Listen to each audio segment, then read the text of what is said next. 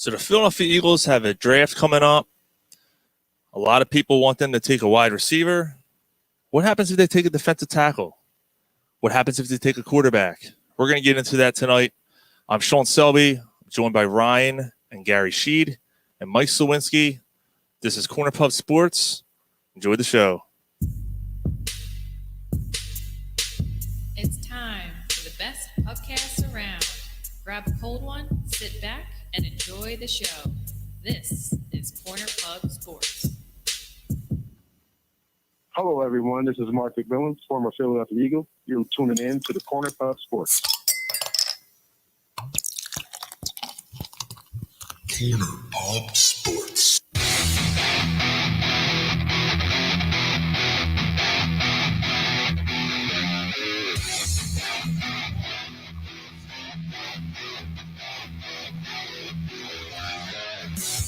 What is up, everybody? Corner Pub Sports coming at you live on Facebook here on Friday night. If you're watching on Twitter, YouTube, all that stuff, and of course, if you download it, we thank you guys so much. Is there anything better to do on a Friday night? No, there's not. Listen to this show, drink some beers, and talk some bullshit. You'll have a great time. That's right. Or drinking something else. Or Mike's not drinking beer tonight. Well, let's get to it. Mike and Ryan are Eskimo brothers tonight. Eskimo. We've been trying to plan it out for a while, and I kept dropping the ball. So we're fucking dorks. Here we are. So what do you drink? What are you guys drinking? What do you guys got? That means your asshole hurts before the wolves come. Ryan's got Captain Morgan and Coke, and Mike's got Bacardi and rum. Nice. I actually got Captain Morgan and ginger ale. Nice. Gary, what are you drinking? What is it? Voodoo Ranger. Yeah, Voodoo Ranger Juicy Hazy IPA. I'm drinking 7.5%. I'm going with the old fashioned. And then Yingling Lager. And then we'll get down to my go-to Blue Moon. Oh yeah. Nice. Oh, good for you. So what's going on, everybody? We got a full show tonight, so we're gonna do hold up. Yeah. Oh, nice. And you're the only one that has to smell it. And this is the last time that you're going to be the only one that has to smell it because our next show, so we're going to be taking a 2-week hiatus after tonight. Back to the studio. Back in the studio. And Mike will be joining us about 2 weeks after that. So we'll have the team back together again, man. It's going to be a lot of fun. We're excited. Hey, where's my beers? It's at the fucking studio. May 14th, man. I can't wait. Should be a good time. Wait. So we're going to talk some Phillies. We're going to talk some Sixers. We got 3 of the beers tonight. We haven't done that in a few weeks. Corner Pub popcorn. But let's start because we're not going to be doing a show next week. So we're going to talk about NFL draft right now. Eagles pick 12 as of now. If they trade up or trade back, who knows what they're going to do. But we were given some homework, thanks to Mike, to come up with a list of the top 5 non-QB picks that we will go through. So we'll do all that stuff. Polsky just says it's gonna be nice getting back together again. That neighborhood's gonna be hurting. Yes, that's gonna be an epic night. Yeah, it is. So maybe the police come. Hey, you never know. You never know. They don't. Hopefully the guns stay in the holsters. So what do you what are your feelings right off the bat? I'm not asking players, but just as far as the overall feeling of the Eagles going into the draft. What are you thinking? I mean, me personally, I think Howie Roseman does some off the wall shit, and what he does with his first round pick in this draft, you're like, how in the fuck did he do this, or why in the fuck did he do this? I'm on the other side of that. This pick, there's going to be so many. The Eagles need everything. Right? So it's kind of a unique position to be in. They need everything. This pick, knock on wood, because if anybody can fuck it up, it's the Eagles. But this pick is literally retard proof. Like it's hard to mess this pick up. That's a good point, Ryan. But also they do have some leverage. How do they have leverage? What do you mean? I mean the picks that they'll have next season. You know what I mean? You're talking leverage to move up if they wanted to move up. Right, Mike. But why would they move up if they just moved down? It's Howie Roseman. That's one of the rumors going on. Yeah, but there's a lot of rumors. There's rumors they're moving up. There's rumors they're moving down. I just seen a rumor that Dallas is going to try and move up to get to, like, the number 4 because they're enamored with Kyle Pitts. Yeah, But I mean, right now, they're behind 2 of the division rivals. They're behind all 3 of them. Yeah. No, he's talking draft pick wise. Yes. Oh, all right. I got you. Yeah, that's the Cowboys, Giants, then, yeah. But I mean, Howie Roseman has to follow. I mean, let's not make a mistake. Right now, fans, media, and everybody else, they're not happy with Howie Roseman. So I think he's going to try to do something where they're like, wow, look what he did. Like, you think it's going to be a good thing? Yes. But on the other side of that, how many times in the past, even 6-7 years, has Howie Roseman tried to do the wow factor? Right, he does it all the time, and it hasn't worked. So maybe, like he's got to hear the backlash, right? Like, he'd have to be living under a rock to not hear the backlash. Do you think he cares about the backlash? I'm not saying he cares. Oh, he cares. He cares. Yeah, yeah. He hears it all. Absolutely, he hears it all. If you watched the movie, was it maybe next year? There was another documentary that was out there where Howie, it was the one about like Peterson was involved, and it was when he was doing the book and all that stuff was in the movie. I forget what freaking movie it was. It's killing me right now. But anyway, he talks about that. He says he hears the fans, he hears the clamor, and he reads the papers, he hears them on radio. He's well aware of his perception in this town. Right. So that being said, like what you've done hasn't worked. So maybe the light bulb finally goes off. Mm-hmm. But I mean, is that all him, or is it partly we have the owner stepping in and meddling? Yeah. I mean, but they haven't messed up the draft like when Andy Reid and Joe Banner was there, and Jeffrey Lurie's had his hands in it since the beginning. Rosenberger will screw it up, Mark says. You know what I mean? So like, I mean, Joe Banner still was able to draft good. Andy Reid was able to draft good. I mean, so I think the Jeffrey Lurie meddling thing's a little overblown. No, I don't. I think the Jeffrey Lurie meddling thing has become more intense since Chip Kelly. I think you're 100% right. I think they got, when they saw what Chip Kelly did, I can't believe we're talking about Chip Kelly 8 years later, but I mean, that factors in, Sean. Oh, I think it does, because I think when they saw what he did and took control, they were like, you know what, we can't let that happen again, and we have to work as a collective unit to make this whole thing work. And I 100% agree with you on that. I think that was a pivotal point in the way that this team has been ran. So, Mike, what's your thought overall when you look at the draft and what's your gut feeling? Are you worried? Or are you kind of like, I think they're going to do the right thing? I'm nervous. I hated the pick last year. Well, yeah, I mean, hate's maybe a little bit of a strong law. Probably hated the pick. The year before that, what was it, Dillard? I didn't mind that pick. No, I don't know if I thought that was a good pick. Barnett seemed like a decent pick. So it may not be. They didn't work out. None of them worked out, but they may not have been all bad. Mm-hmm. So I'm nervous, but I'm kind of cautiously. I'm looking forward. Yeah, I'm cautiously looking forward to the start of a rebuild. I think overall, as much as critical as I've been of Howie throughout the last year and everything, I think he's had a good offseason this year. I thought that he did what he could with the Wentz situation and did okay.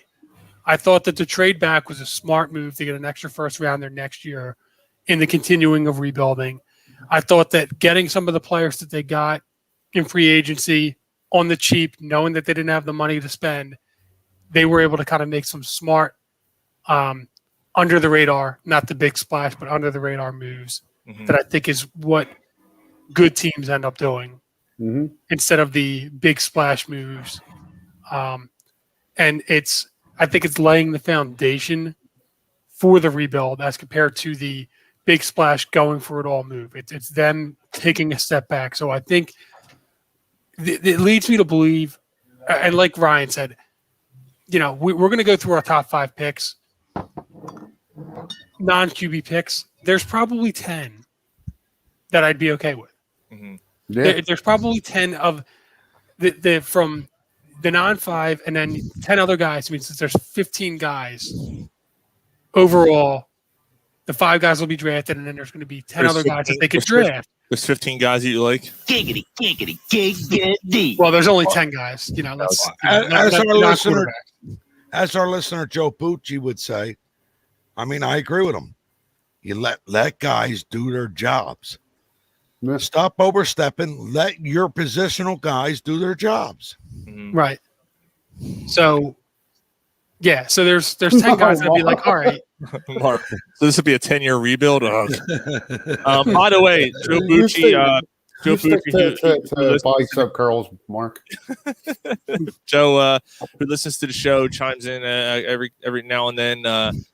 He was given a hashtag, a new nickname on Twitter this week. There it is, Boosh Bomb. Boosh Bomb. Interesting. Bomb. Yeah, he's now Boosh Bomb. Forgive me, Joe. I forget exactly what it was, but whatever he said, I was like, dude, that's awesome. And I was like, Boosh Bomb. He's like, I'm stealing. I'm like, you can have it. That's That's as long as it ain't a summer's eve douche bomb. Yeah. Stinks. Well, he's like, well, Adam Wojcicki, eat your heart out. So, So yeah, that's my thing. If it's one of 10 guys, I'm like, okay. There's guys that I'm really excited about, and then there's guys that I'm like, all right, I'm all right. Let's, I'm with you, Mike. Yeah. I'm sorry. Go ahead, Sean. No, I'm with Mike. I'm cautiously looking at this. I'm not going to say I'm cautiously optimistic. I'm just cautiously looking at this. I'm nervous. I don't. Something tells me they're not staying at 12. First of all, I'd be more surprised than not if they're picking at 12. I think something happens. Either they trade up or trade down. They trade up ahead of the Cowboys because if they really want 13, right, they're going to move ahead of the Cowboys. You don't know if they start seeing the wide receivers. Let's just say they want to go. They want a wide receiver. And they start seeing those guys go off the board early. They might say, you know what, Miami. Maybe not Miami because Miami just traded up. Carolina is picking 8, 7. I mean, I just see something where you're not expecting to happens. You got fans saying, this and that and this and that. I mean, maybe they stay at 12. I think they stay at 12. So do I. Do they pick Devante? No. You think Devante's gone? No. Even if Devante's there, if Waddle's there, I think they take Waddle. I think they take Waddle over Smith. I agree. I got to tell you, man. Bigger, stronger. Smith. Well, he's not that much bigger. He's like a Tyreek Hill type, Jalen Waddle. But Devante Smith's size worries me. I think I understand he won the Heisman and everything, but to me, it's the Sean Jackson all over again. Let's get in it real quick because look. But a solid Sean Jackson healthy. That helps. That's the problem. That's the problem. Healthy. Well, I don't want to go through that again. Remember though, Deshaun Jackson was healthy early in his career. Yeah, he didn't get hurt. The one time he got hurt was he got hit over the middle of his concussion. He was healthy, relatively healthy for the majority of his early part of his career. For the majority of it, I mean, speed kills climbing down the mountain. Right. Everything's a fucking song lyric with it. Everything with this guy. No, I want to get into the Devante Smith thing because it was brought up. By the way, if you're on Facebook, follow the Corner Pub Sports Hangout group. We just started it up. It's fun, man. There's some good conversations going on. That was one of the things was, are you concerned about Devante Smith's size? And if you're sitting there on your sofa, your balls feel a little soft, and you got to move over and let them hang out, join our group. Do it. There you go. Fuck you! I'm trying to help you, motherfucker. That's all. You're just trying to give us advice. On draft day, I'm concerned. However, I look at it and go, he's only going to get bigger. He's not going to shrink, right? So 6 foot. He's not going to get taller. No, and we've seen smaller receivers if their skill set. I mean, look, they say he has tremendous. How tall is Tyreek Hill?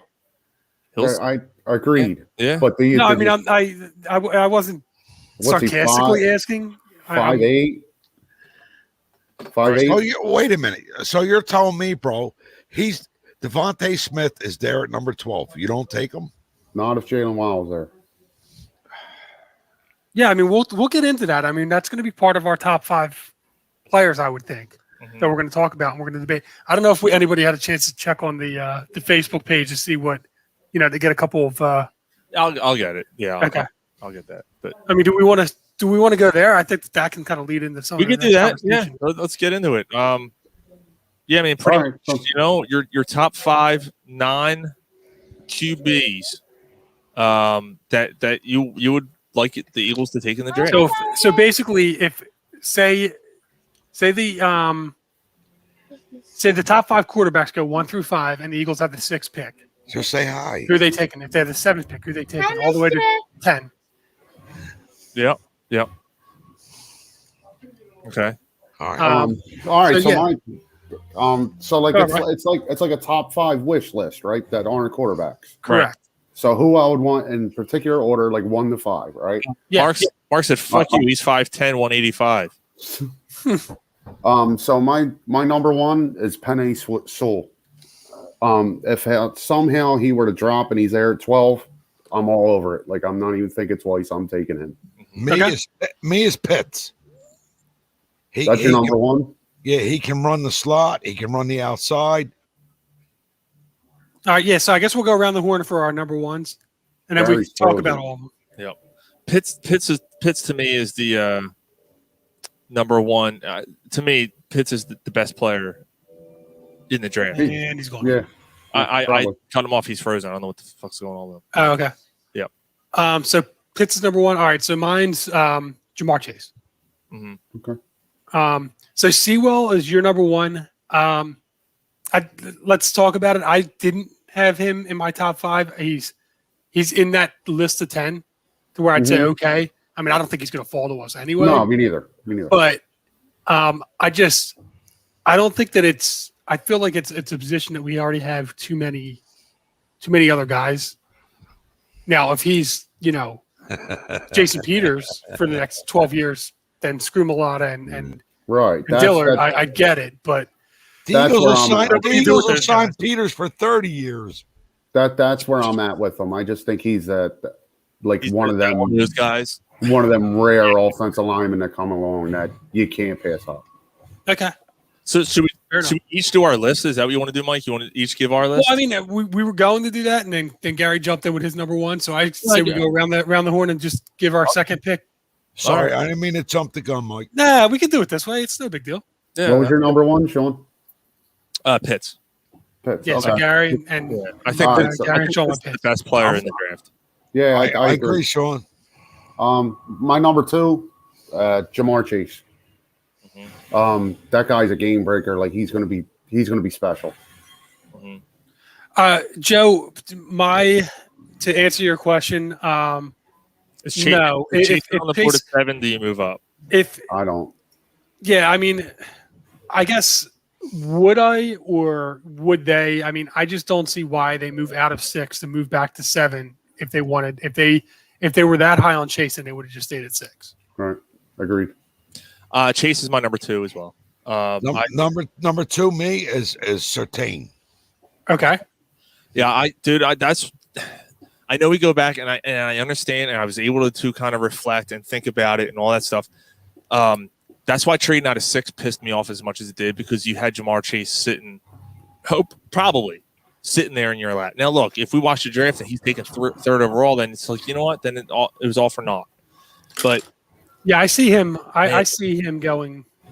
No, it's lower than 5 if you ask me. Yeah, I see him going before Sewell. Okay. I see Cincinnati taking him. I mean, I think that we now kind of we talked about that. Sewell, like Sewell, New Jersey. I think it's Sewell. I think it's Sewell. Seaman? Yeah. Fucking chip bag. No, it's more like semen in your eye, so you can't see well. Yeah, fucking. There it is. No, nice. Well done, Mike. That was good. Fuck me in my ass. So yeah, my number 2 is Smith. Over Chase? Over Chase? I think no, Chase. I had Chase my number 1. Okay. Yeah, Chase is number 1. I mean, I think Mike's talking realistically at that point. That's who's going to be there. No. I'm talking like if he I had the 7th pick. Yeah. Oh, I'm taking Smith over Waddle. I'm taking him over Surtain. I'm taking him over Pitts. Basically, if Howie Roseman didn't trade out of 6, who he would take in that spot. Right, exactly. Well, I mean, we did have our head coach say, "Oh, well, we're talking quarterbacks. Quarterbacks get me excited." More on that in a little bit, by the way. I got a little clip. We talk rock, paper, scissors. Don't get me started on that guy. Don't. We got some on that. We got a little bit on. Joe, we're gonna. So who's better, Devante Smith or Waddle? Well, we'll get through that. All right. So God, yeah, we can go through it. Do we want to talk at number 2? No, I think we're good. Go on, let's go. Mean, we trigger some shit here. My number 3 would be Micah Parsons. Oof. It's a position. It's a position they never draft. He would he looks like he could solidify that position for 10 years, and we could finally have like a shutdown linebacker like we haven't had since Trotter was in his prime. I hear you, bro, but that's not something the Eagles do. It's a wish list, bro. Right. I'm making my point. That's all for what you said. Would I not like to see the Eagles do that? Absolutely. Yeah, it's God, it would be awesome. He's interesting.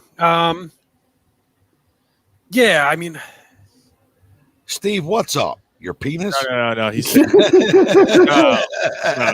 He said he's gonna fuck it up. Steve thinks that Howie's gonna mess this whole thing up. He's not wrong. Yeah. No, it's hard to disagree. There's a track record to think that he won't, right? So, my number 3, man, I got to tell you, man, I'm as far as when I look at the Eagles, I might go. I mean, it's so hard to go between Smith or Waddle, and it's funny because Joe just asked that. Yeah.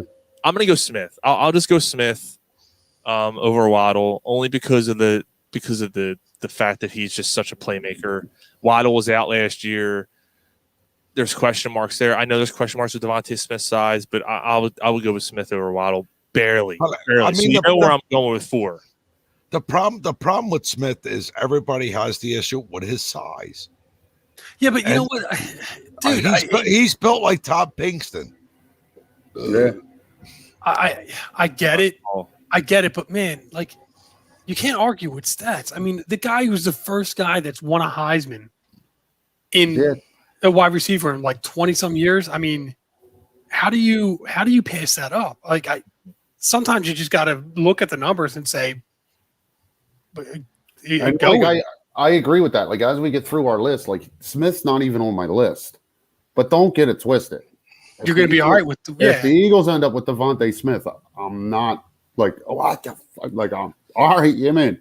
That's why I'm with some of yours. Sewell, Parsons, they're on that list of the 10 guys. I mean, you got a nice stiff erection if they end up with him, right, bro? Yeah, yes. Like, I'm not like. And Joe, you're right. SEC. He did. Yes, he did. Yes, he did. He played. He balled out against the best of the best, like Joe says. I don't know how you pass up on that if he's sitting there. I just don't. Did you guys give your number 3? All you? Gary, did you give your 3? I go Waddle. Waddle. You're going Waddle. Okay. Yeah. Okay. All right. So my number 4, Patrick Surtain. I'm sorry, I didn't give my 3. Oh, My 3 was Surtain. Okay. okay. All right. Yeah, So then we can talk about it anyway. My Yeah. number 4 is Patrick Surtain. Look at that. In the top 5, we all picked Surtain. Yeah, this again, another guy who did it against the best of the best. He's a shutdown corner. Putting him and Slay on the other side. Teams are going to have a tough time throwing the ball on us. Mm-hmm. Occasionally, I'll make a big play Slay. So but always make the routine one. Always. So you went right. You went. So my list You went so far, Sewell, yeah, Chase, Sewell, Chase, Parsons, and then Surtain. Okay. and Surtain. Yeah, my only thing with, and I'm not. This has nothing to do with if I think the Eagles will do it. This is your list, Right. This is your wish list. I just don't think the Eagles are going to take a linebacker.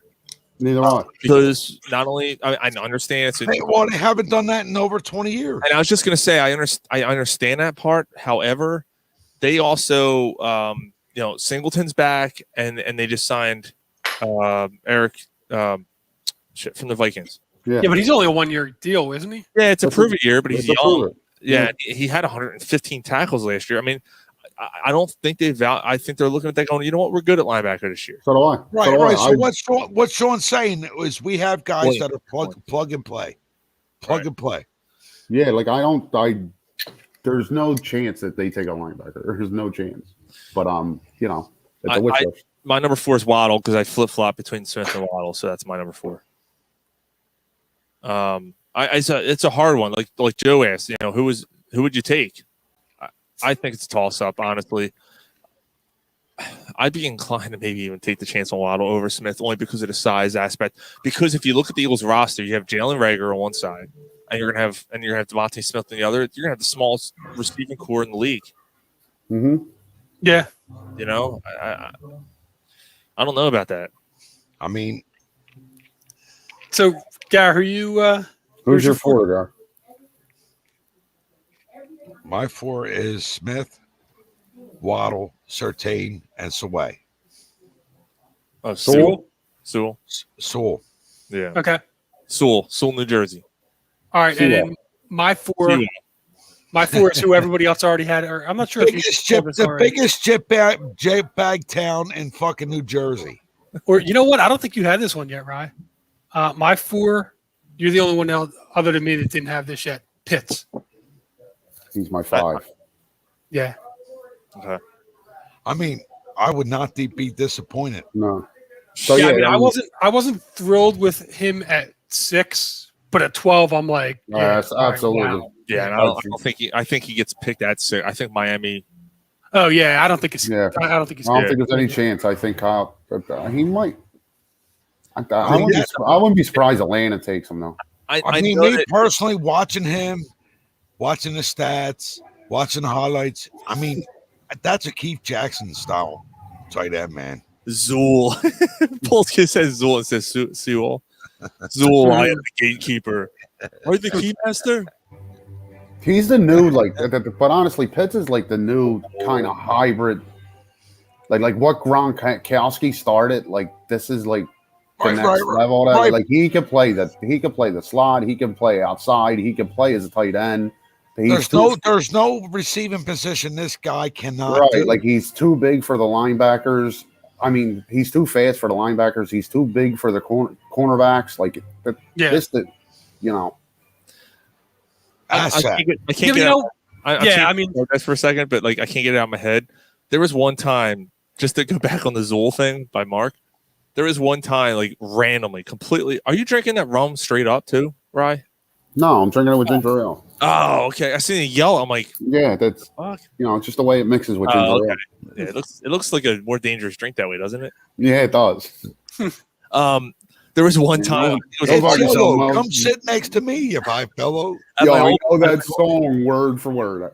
I can do that song word for word. Yeah. There was one time randomly I opened up the fridge, And I was just like, Zoo! And I just slammed it. And everyone at the party was just staring at me like, what the fuck? Like, what? Because they can't relate to you, bro. Nobody got it. Nobody understood. But if we were there, we would have been hysterical. That was one of my favorite moments ever, and no one ever fucking picked up on. It's like everybody's just looking at you like, what are you doing? Yeah. Joe has said any shot at the Eagles trading Dillard, or do they let? Yeah, they're gonna let Joe. Yeah, they're gonna let. They're not trading him. They're gonna Leon let.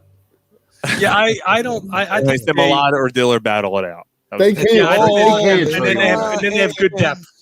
Yeah, they can't trade them yet. They just drafted them 2 years ago, and in the first round, you can't give up on them yet. I mean, I guess if somebody's giving you a first rounder for them, you take it. But talk about Antone fucking Davis. Yeah, well, I'm not going that far. Dude. No, not yet. Not yet. His rookie year, he wasn't slotted to be the starter. Like, he was a depth guy, and then he got hurt. Like, I have now. If he gets hurt for the next 3 years in a row, I'll call him a bust with you, bro. But the word bust with him is far, if you ask me. Agreed. All right, so where are we at? Number 5? Yeah. Yeah, it's you and Gary. Surtain's my 5. It's 5 alive. 5 alive. Number 5 will always love you. We got a question here from David Boone. Who do you think the overall final? What do you think the overall final win-loss record will be for the Eagles? Oh, Dave, I mean, I can't elaborate on that yet. Hold on. We appreciate the question. This guy is an avid Steelers fan. Just so we know. That's all right. That's all right. Here's the thing, Dave.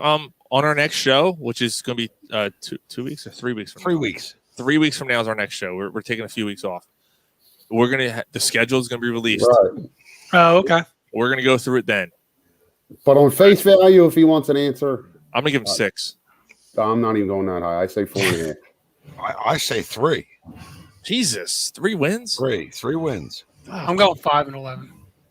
All right, I'm going. Do you think there's going to be a tie, Ryan? Is that how you're getting 4.5? Their schedule's easy. Well, I'm just saying, take that. If I was a betting man, you'd have to take the 4 or take the 5. They got an easy schedule next year. I'm just saying. The Eagles suck, Sean. I know. Dave said he'll tune in 3 weeks.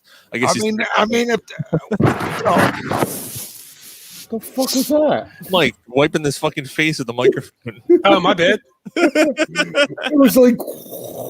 Thank God. So, okay, we got to say something real quick. We got to say something. Jesus Christ, I love you guys. A year. Love you, man. A year and 2 months. A year and 2 months doing the show like this. Okay, a year and 2 months doing the show like this. We've had to go overcome so many obstacles. We made it work. I feel like we've made it work pretty well. We've had our hiccups here and there, but it's hard doing a show remotely like this. And I just want to cheers to you guys and cheers to the listeners for sticking with it. I'll tell you what, man. Let's sit here as we're doing this. Name a memory the past 14 months as we've been doing this remotely that sticks out in your mind. To me, did we get through the top 5 yet? I don't think. Surtain was my 5th. Yeah, we're doing something here. What was your 5th? We're not finished. We're not finished doing the other thing first, Gary. We did it. We did it already. Gary doesn't have a 5th. That's right. Gary can only count the 4. All right, so mine's Waddle. I can't count that high. Mike's 5th is Waddle. That's your 5th, Mike? Waddle? Yeah. Thanks, Mark. So, my memory would be the to me it's easy. It's the Brett Myers when he was driving his son to the baseball tournament, and he stopped at McDonald's, yelling about the Travis Scott. Yes. That's the one that stands out as we've done that of the virtual bullshit. Me, it's I'm in Pittsburgh, and the Flyers come back. The NHL's coming back to get in the bubble, playing against the Pittsburgh Pirates. As our show comes back on virtually. The Penguins. Yeah. I'm sorry. The Penguins, you're right. Gary, why don't you finish your beer? I got 2 more over here. Are you trying to make an ass out of me? You're supposed to be my brother. You're doing that all yourself.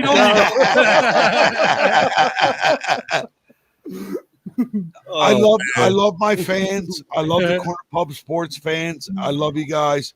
Cheers. Polsky said the Penguin Pirates. Oh man! Now that show, as I'm in the hotel, Lauren Hart. Oh, that was a Lauren Hart show. Okay, yeah, that was a good show. Yeah. Kristen told you to slow down. I'm not going to. No. Yeah, I might have to agree with Ryan, man. That Travis Scott show, I remember laughing so hard. And the next day, so I rarely Well, it was great that he had his son. He had his son on a road trip. Dude, when he went to the bathroom and he's like, "Yeah, pull my pants all the way down. Yo, man, get out of here! It's not an invite." And he's like yelling, you hear it echoing off the walls. Man, because I rarely listen to our show back the next day or whatever. Because I just why am I going to listen to us talk, right? Why does you guys listen to us talk? But I mean, you sent us one of our shows, Mr. Deeds. Oh yeah. Yeah, the first minute of it. I'll tell you what, that show, career change, Sean, you got to post that in Hangouts. Yeah, maybe I should. Yes. That was a good one. Yes. All right. So mine's the Dave episode. I need a gear pull. So Mike's got to top all of us with that. That was a really good episode, man. Top the Dave episode. That was a fantastic episode. Oh, wow. How did we not even? Oh, my God. I feel like such a shit. It was a somber thing, man. No, I mean, it wasn't just. I didn't bring it up to be somber. Like I thought it was a really good, well done show. Yeah, I thought about it earlier. Yeah, earlier today, I was actually thinking about that randomly. I was thinking about how great of a show that was. Like, well, you know what it is, right? It's hard to believe that's no more, man. That's funny too. This morning I'm going to work. I got the satellite radio on in Ozzy's Boneyard, and the ocean comes on. And here I am driving on 295. I'm like, cheers to you, Dave, with my coffee. Yeah. I'm like, fucking miss you, brother. Came on random on my, not that song, but a Zeppelin song came on random on my radio on the way home. That's a good one, man. What's up, Bridesburg? Yeah, that's what he always called me. What's up, Bridesburg? So, yeah, thank you guys for sticking with us during the virtual thing. Yeah. Right, so the last three quarterbacks for the Eagles, what quarterback would you want to play this season if given a chance? So who's he talking about? McNabb? So David Boone, David Boone said, out of the last three quarterbacks for the Eagles, what quarterback would you want to play this season if given a chance? So I guess he means Hurts. Well, it could be Vic, right? That's Hurts, Foles. I think he's saying Hurts, Foles, and Wentz. And Wentz. That'd be Wentz. Yeah, I mean, if I would go Wentz. His head's screwed on straight, and he wants to be here and everything. Right, if it's. I mean, is it clutch? Is it a clutch game where you need the game, and the game's on the line? I take Foles. Yeah, I can't argue with that. It's interesting. I can't argue with that, but that's not. But Gary would also put Foles in the Hall of Fame too. That's also true. It's true. Wait a minute, Dave. I said that after 8 beers, bro. Yeah. All right, how many have you had tonight? 4. So is he in the Hall of Fame? No. Okay. Oh yeah. Is Nick Foles not a? Does Nick Foles not deserve a mention in this city? Are you talking the Wall of Fame, Hall of Fame? What are you talking about? All right, Mike. So that's a good question. So I'll say Wall of Fame type thing. No. Are you fucking serious? Yeah. I mean, he already has a statue, but that's my point. No, not for 12 quarters of great play. No. Sean, I get that. But it's 12 quarters gets you that gold on your finger, man. Okay, it wasn't even 12. It was more 8. Yeah, you're right, Mike. Yeah. No. I mean, he called lightning. I don't want to talk about this. I'm moving on. All right. So just to close, I'm not going through this fucking conversation. Thanks a lot, David. Thanks for bringing this up. Starting this fucking conversation on. So, Booch, I'm not sure if you listed it on there or if anybody else listed it, but what's your top 5 ranking? So Booch didn't, but I mean, to the next quarterback does it. Steven Wierzynski on our group said Sewell, Pitts, and Slater. He named 3, so we didn't name Slater. Nick Foles is the one. No, he's still in the 10 though. He's one of the ones that I'm like, All right. Yeah. Horn. None of us mentioned Horn. Oh, I'd TJ. be all right with Horn. TJ says I'd Chase, be all right with Horn, but like Ch- Surtain's the number one. Chase Like if Parsons, Pitts, Horn, and Surtain is TJ's 5. that's cool. But like if Surtain were to go, say the Cowboys take Surtain, and then And then Giants 3 wide take whoever, receivers are but- going. right, And Sewell's going. Yeah. right. But JC Horn's there at 12, and it makes sense to pick him there. Absolutely. Yeah. I mean, he's not the guy that I would be like, oh my God, I can't believe he's here. Jump up for joy, grabbing him. But he's a guy that, like, if it falls a certain way and he's the guy that they take, I'm like, all right, that's a good pick. Right, like as long as it the right makes thing to sense. do. That Yeah. that would mean that Surtain's going, the 3 receivers are going, Pitts is going, and Sewell's going. Right. Yeah. Yeah, if it falls that way and they take Horn, then I'm like, all right, now let's consider maybe one of the wide receivers or, Now here's something more interesting. Since we're talking about the draft, and we didn't get into this at all. What about the opportunity to trade up back into the first round for somebody like the one of those other corners? Like, say you get Smith or Waddle. Then what if Oh yeah, 100%. I'm glad you brought that up. I actually think they do. I think they trade back into the first round late.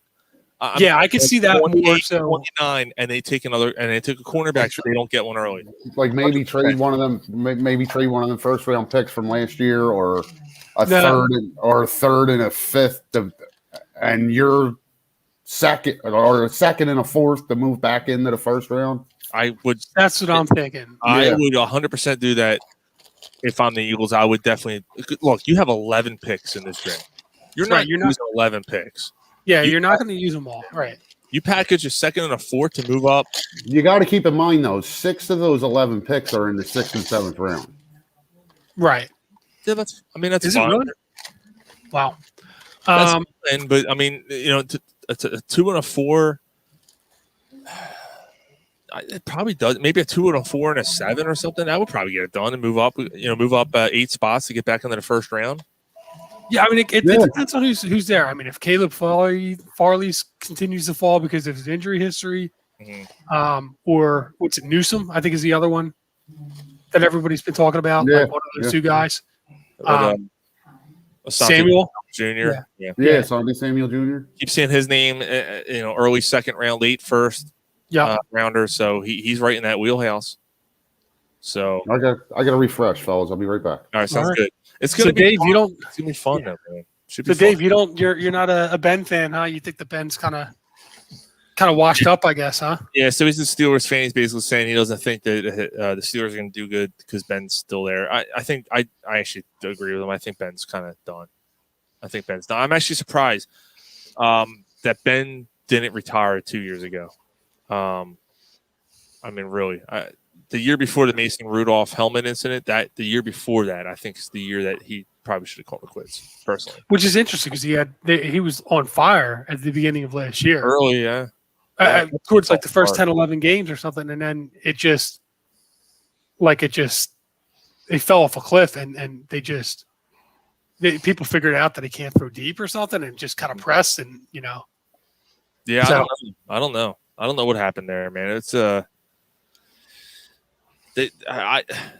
lot of people pretty much said they were the worst 11-0 team of all time, and I mean, it's hard to kind of argue with that because they completely fell apart. They won a lot of games close. They had a weak schedule, but that's the Steelers. We're not talking about the Steelers. I'm just kidding.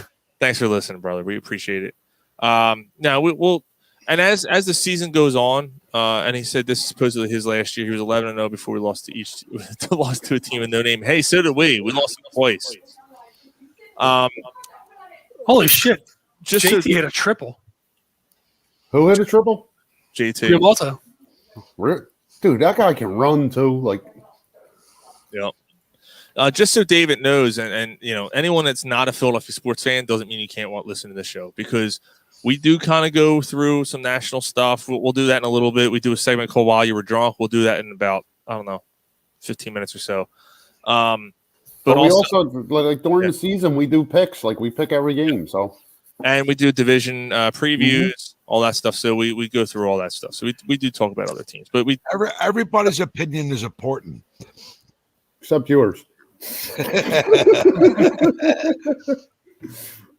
It's true. All right. So you guys good to move on? I mean, we're staying with the Eagles. There's some other stuff I wanted to bring up about the Eagles. Let's do it. Yeah, we got to talk about the coach. Yeah, definitely. But right before that, well, you know what? It kind of has to do with the coach. How about the Eagles opting out of OTAs? How do you feel about that? All right, come on, man. I'm concerned about it. Like, it bothers me because this is a new team, new coach. Right. In my opinion, you need all the reps you can get. All right. And did anybody opt in? Did any teams opt in? Oh yeah, there's a few. There's like 17 teams that didn't. Yeah, I'm just come on, man. Like it's time to start moving on. Like you did it last year, okay. Like it's got to move on, man. Yeah, you got to proceed. You got to continue.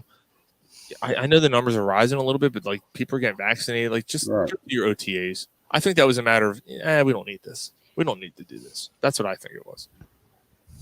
Yeah, you want to add a 17th game? Watch this. Yeah, that could be it. That could be a little bit of a. I was going to say, the Eagles, like you said, a new coaching staff it'd be nice to kind of show a little bit of support to the new coaching staff. But I mean, you add a 17th game. Is that not union employees saying, you know what? All right, you're adding 17th game. Fuck you. I ain't doing this. Yep. Yeah, it could be. I think that has a lot to do with it. So we have some infighting going, not infighting, but kind of go back and forth. So David Boone's, the Eagles are good in my book. At least you're not a Ravens fan, both from PA, so we have to respect both teams. And then Kristen Jones says, or a Cowgirls fan. Go back and forth. Very true. Yeah, it's true. All right, so should I play the Sirianni clip now? Yeah, let's do it. Let's get into it. All right, so this is Nick Sirianni, the new Eagles coach, the other day. Give me 1 second here. So he's very, I don't know, like, what's the best way to put energetic. This? Okay. Asinine. They got to get used to releasing off the football and winning off the football. What else they got to get used to? They got to get used to catching the ball in traffic and catching the ball with bodies around them. Usually, there's no bodies around them, right? They get open so much.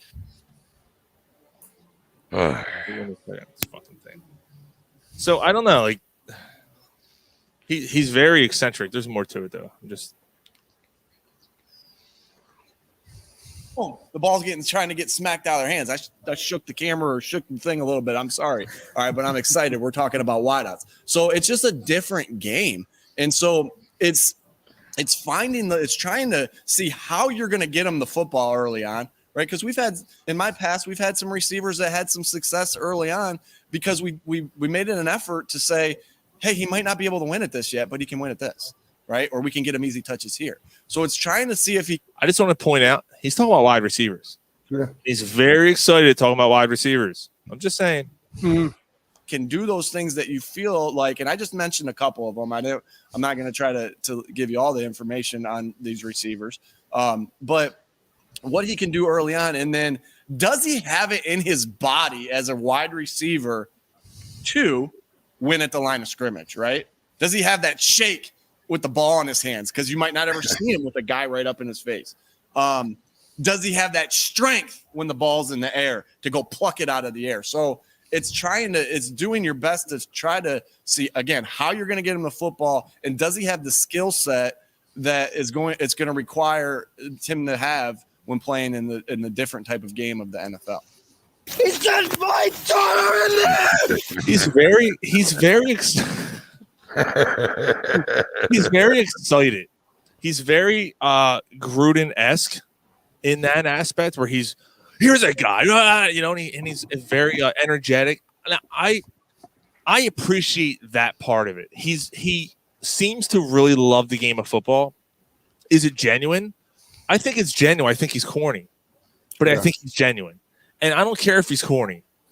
I think if he can win football games and he has the players behind him, I don't give a fuck how corny he is.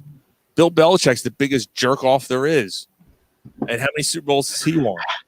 Right. So, although Bill Belichick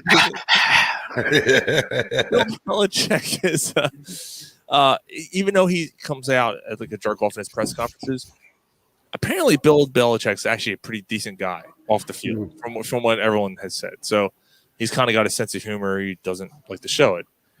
This guy, it seems like it would be a dry sense of humor, but yeah. But I don't know. That's all I'm going to say about that part. So I like to.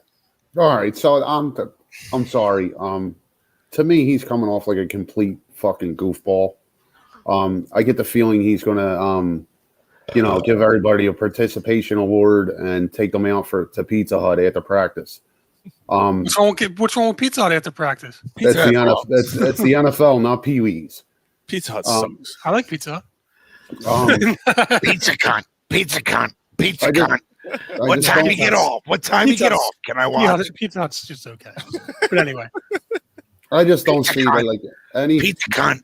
veteran players on it. They're like, the how are they responding? Like they're looking at this guy and they're like, They're like, Shut the fuck up! exactly. And do they have veteran players?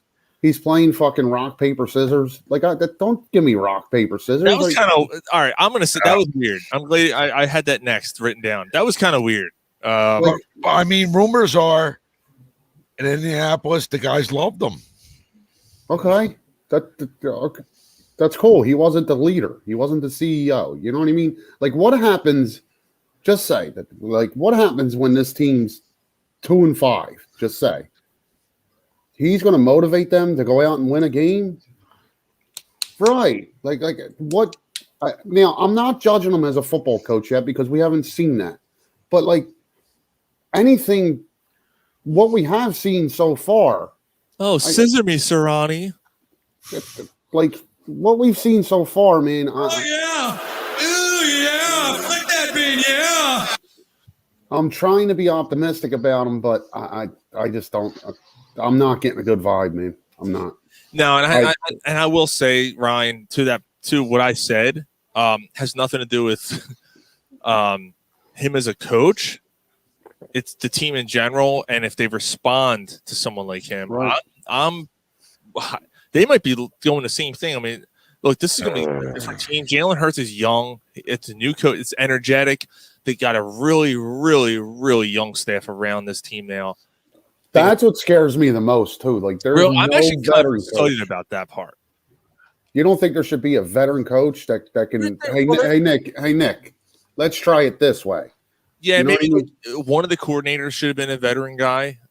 So I'll agree to that. But as far as the overall coaching staff, I'm good with it. I think it's kind of cool, like that you have a really young staff like this, and I am excited about grow together. Yeah, I am excited about the defensive coordinator though.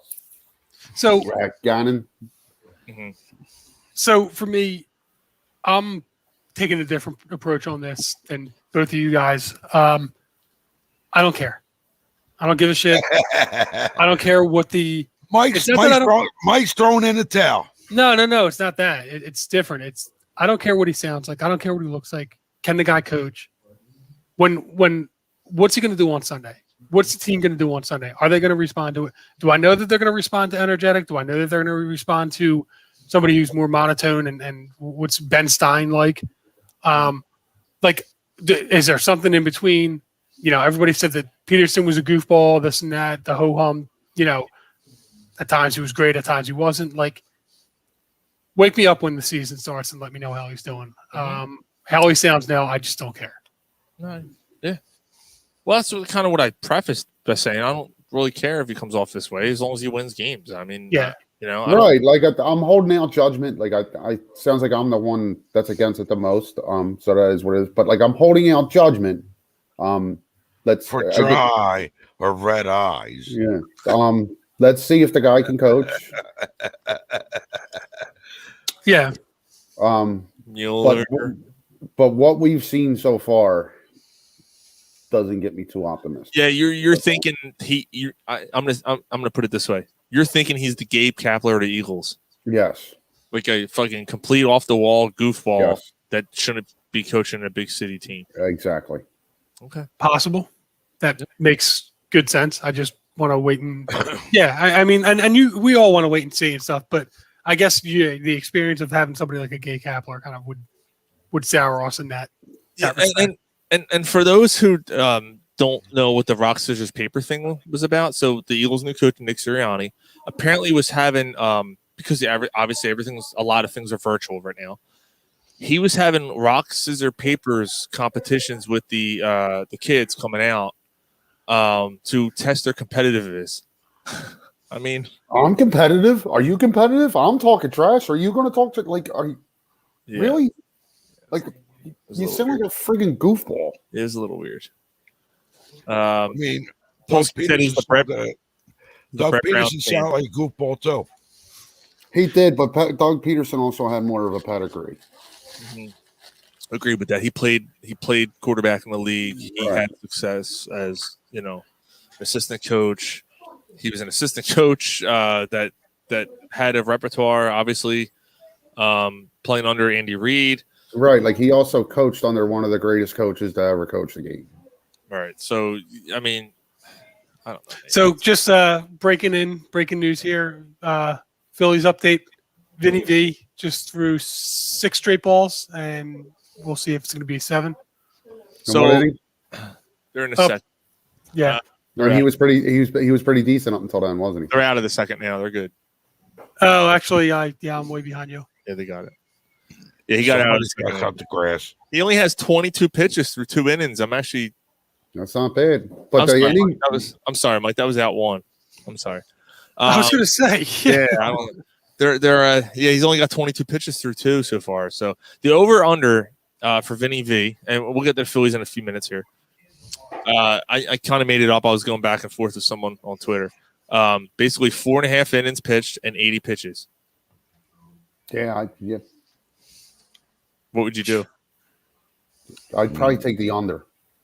You'll take the under on both? I'm doing a parlay, and I'm going to say I'm doing a parlay. I'm saying under 80, but you know what? I'll do under. I'd take the under. I'd take the under on the innings and over on the pitches. How many innings was it? 4.5. 4.5? Yeah. I got to go. Yeah, I don't know. That's a tough one. I'll go over on both. And by the time everyone hears this, we'll find out who wins. So, all right. So, you guys want to do some while you were drunk? Let's do it. All right. So, while you were drunk, our segment, basically right back. Things you may have missed over the past week. I am not drunk, man. You're trying to make me drunk. It's time to catch up on some things you may have missed. Do you think a 6-pack is acceptable? While you were drunk. I'm drunk and I love cats. What more do you need to know? So on Sunday, the Philadelphia Flyers did something really, really cool. If they don't win another game for the rest of the year, I think I'm going to remember this for the season that was. They all wore the number 23 during warm-ups for Oscar Lindblom. They surprised them. It was Hockey Fights Cancer night at the Wells Fargo Center, and they all wore the purple cancer jerseys, but they all had number 23. And on top of that, they let Lindblom kind of do his first lap, because usually if it's your first game, you do the first lap. They let him do the first lap, then they all came out and joined him. Then during the game, they basically gave him an ovation, and he got choked up, like on the bench. He got choked up. The other team was giving him an ovation. It was really awesome, man. It was one of the really good moments of the Flyers season this year. And to me, it just shows you, like, they really do things right. I think that even since Ed Snyder passed away, I feel that the Flyers have always done the right thing. And I thought, except when. No, except for win. But you know what I'm saying? Like when it comes to things like this. Yeah. I just thought it was a really, really cool moment. And, I thought, Lindblom, like I said, Lindblom was pretty moved by the whole thing, and I thought it was pretty cool. So, yeah, I mean, of all the organizations that you hear about and that we bitch about, and we do bitch about the Flyers, we bitch about some of the moves that they make, but you rarely hear a player bitch or us bitch about somebody getting done dirty by the Flyers. No. Eric Lindros might be the last player. That was because his dad was involved. Yeah. So we just talked about the Eagles, and I never followed this cat. I know of him because of his following. EDP 45. EDP is a YouTube sensation, or was a YouTube sensation. He's an Eagles fan. This big fat motherfucker. You old fat bitch!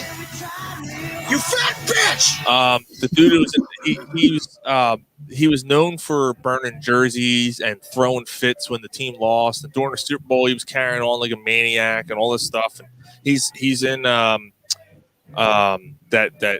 Wait Until Next Year movie. He's featured in that movie. So there's people out there who know who I'm talking about. This fucking scumbag got hit again. Now there was inclinations that he was involved with something. Now he got nailed red-handed, basically trying to hit on a 13-year-old. He actually approached. He was. This is the guy that was part of the one of those tailgates or something. Was he that guy? I don't know if he was. No, I don't think so because he's out. He doesn't live in the area. So I don't think so. But okay. Mike, you know what it is, Mike? Mom, I'm in the kitchen making her bagel. People were taking him. He did a GoFundMe, and people were shooting him money to go to a tailgate.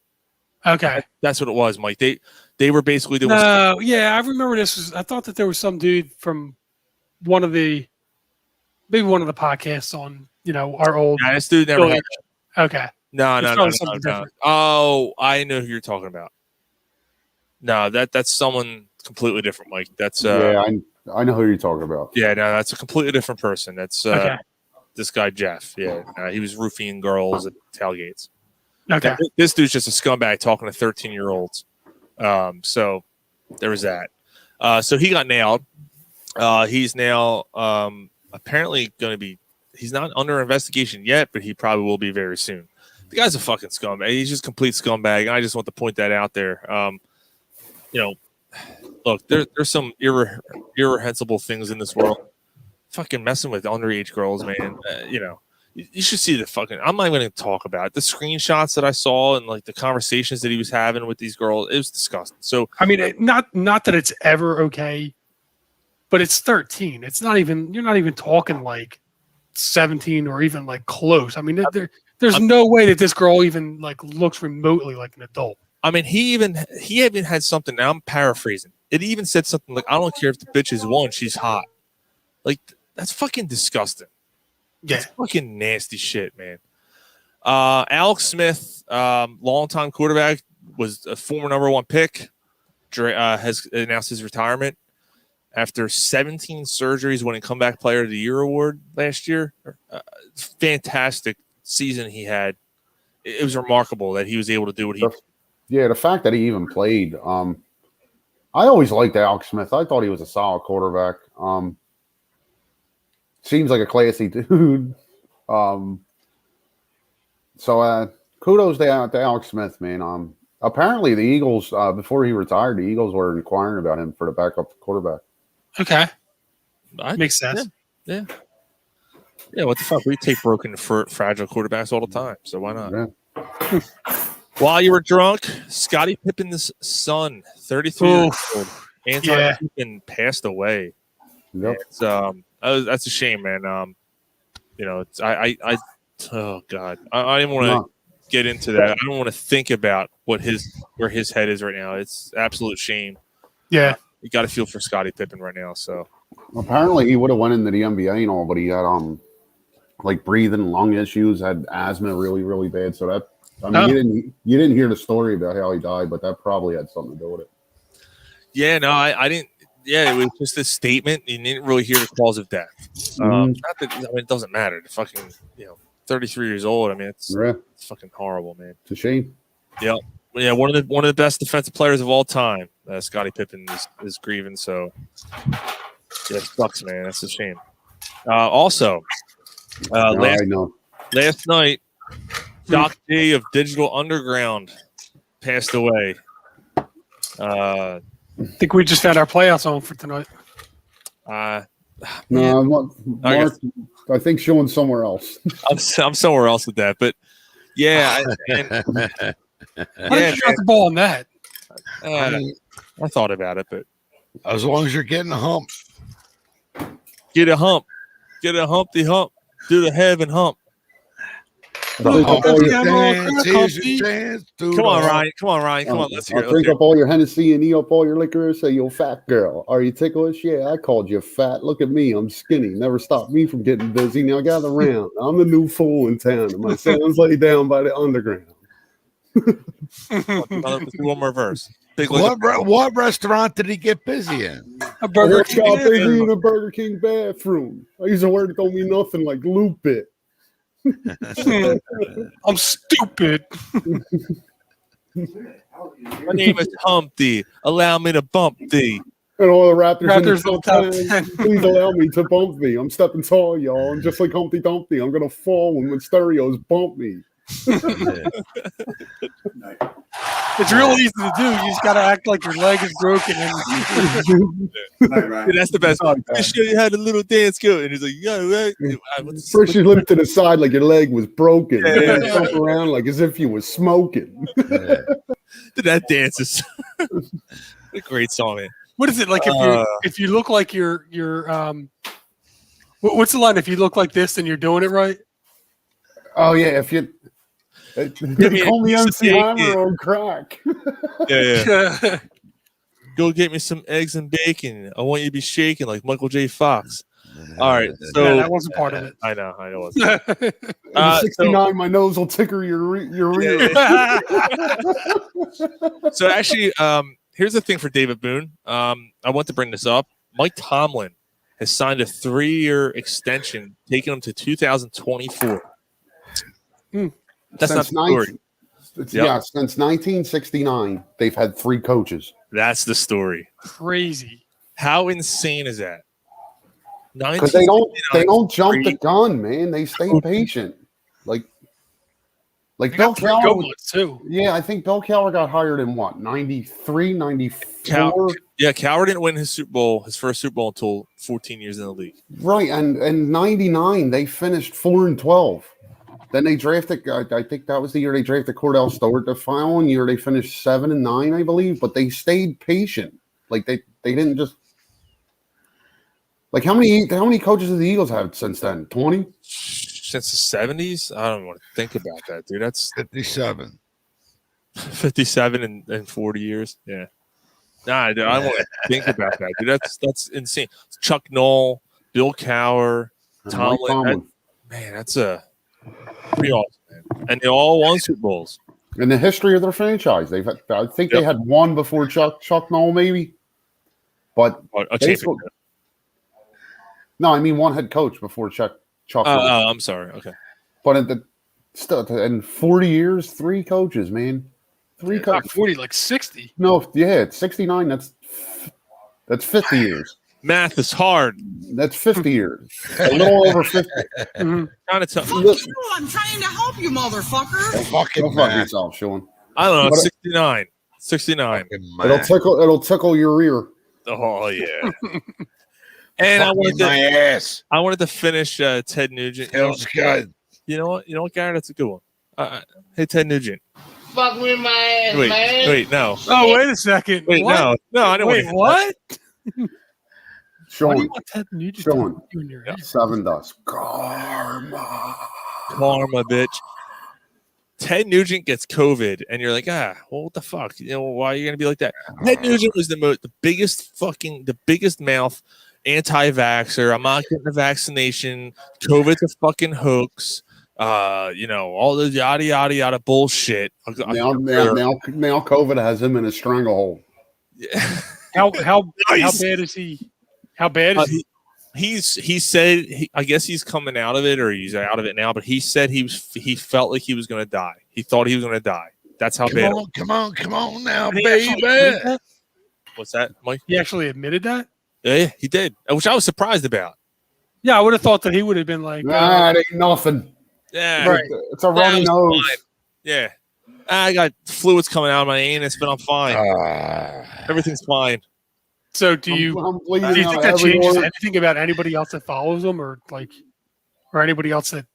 Olean causes anal leakage. I'm coming day and night. Couldn't stop coming.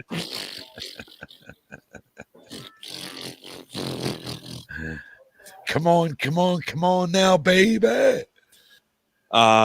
Yeah, I wish someone pulled the fucking plug on him though. He starts to come and then he pulls out. Sean, I didn't want to say it. I didn't want to say it, but I ain't gonna say it. I wish he would have fucking quotes. Fuck him. Yeah. Damn. Fuck him. Him and the damn Yankees. You don't like him? Yeah, that band sucked too. Yeah. Yeah. So I just want to say, Hey, fuck fuck you, you Ted guys. Nugent. Fuck you, Ted Nugent. Yeah, fuck Ted Nugent. Fuck him. Damn. All right. Damn. Should we do Phillies or Sixers? What do you want to do first? That's end. That's Sixers. Yeah, let's do the Phillies. All right, let's get in the Phillies then. We'll wait until Gary's hammered. Then we'll talk. I'm already hammered. Pulse Yeah, we already see the slanty eyes. 10 nuggets. Kill him and grill him, he said. Yeah, Phillies, up and down week, guys. You know, it was not their best week. They're 500 right now, as we speak. Right now, they're 9-9. Yeah, I want to get into this a little bit too. Why is Ryan fucking? I don't know. Why are we zooming looking at his in? crotch? We're looking at his crotch. So, it's interesting with the Phillies. I'm like, Ryan, put your cock away. I'm like Ryan, and I'm the guy that's wait and see. I'm the guy that's patient. I'm the guy that's always, let's things play out. With the Phillies, there's four. The first 4 games I got a little bit excited. Now, I'm just like, they're not that good. They're done. Almost like they're not going to be anything special this year. I doubt they're going to make the playoffs. I don't see them really even contending. I'm reacting way too early, and I've seen enough of this team. I've seen the team crumble. I don't believe in them, and it's way too early for me to say that. But this is me being reactionary the way that and I'm not normally like that, but with the Flyers and the Phillies, I'm just until they prove me different. Like Flyers did it for 1 year, until they consistently prove that they're legit. With the Flyers making the playoffs for a couple years in a row and being consistent, with the Phillies making the playoffs at all, maybe being over 500, I don't believe in them. I'm still on the early train. We're still literally, we're still in April, and right. Maybe by the time our next show is, in 3 weeks from now when we do our next show, maybe things are different. Maybe it's not 80 degrees yet. You got Archie. Mike missed that show. He missed that whole.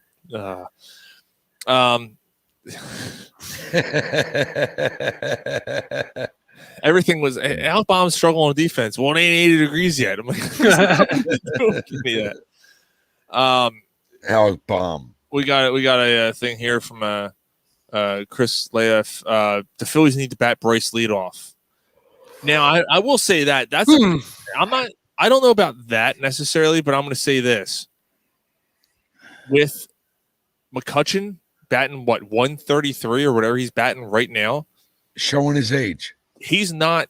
Your job Lenny Dykstra's been on our show. I can call him up right now and have him on. And the first thing he's going to say about a leadoff guy is, you need to set the table.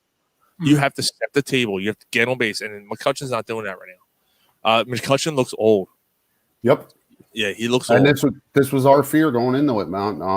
Like when he blew his knee out, we all said it. You may never see him again. Yeah. Oh, he was all right last year, but this year he doesn't have it. Now, look, again, we're 3 weeks into the season. 3 weeks into the season, it's early. I'm not getting off that train yet, Mike. I hear you. I'm not blaming you for feeling that way. There's definitely signs as I watch this team. Hutch is sitting in the hutch. That are concerning. Now, the offense, look, Didi's been banged up. Segura's out right now. You have some injuries right now. You know, you're a little banged up there. Archer Bradley's out, so now guys are getting innings that they shouldn't be getting. There was no. You know what? I don't want to cut you off, but man, center field is the problem. 18 games into a season, there's going to be a guy or two that gets injured.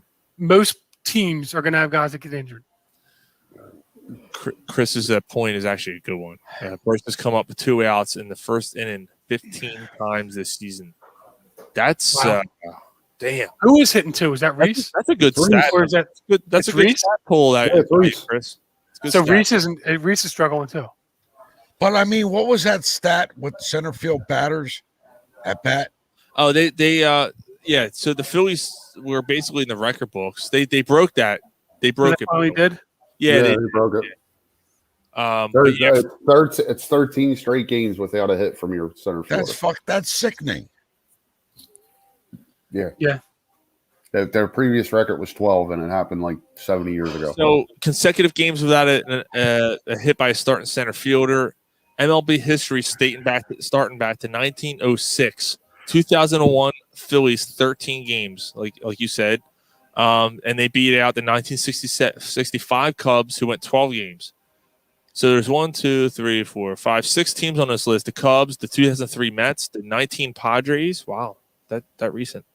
The 1979 Cardinals and the 1915 Phillies. So the Phillies are on that list twice. So good for them. Yeah, kudos. Oh, good for you. Yep. Good job, Phillies. Oh, good for you. Well, Gary, as Gary said a couple times, center field is a major issue. Center field to me is I don't want to say it's the biggest. It's not. Is it the biggest issue on this team?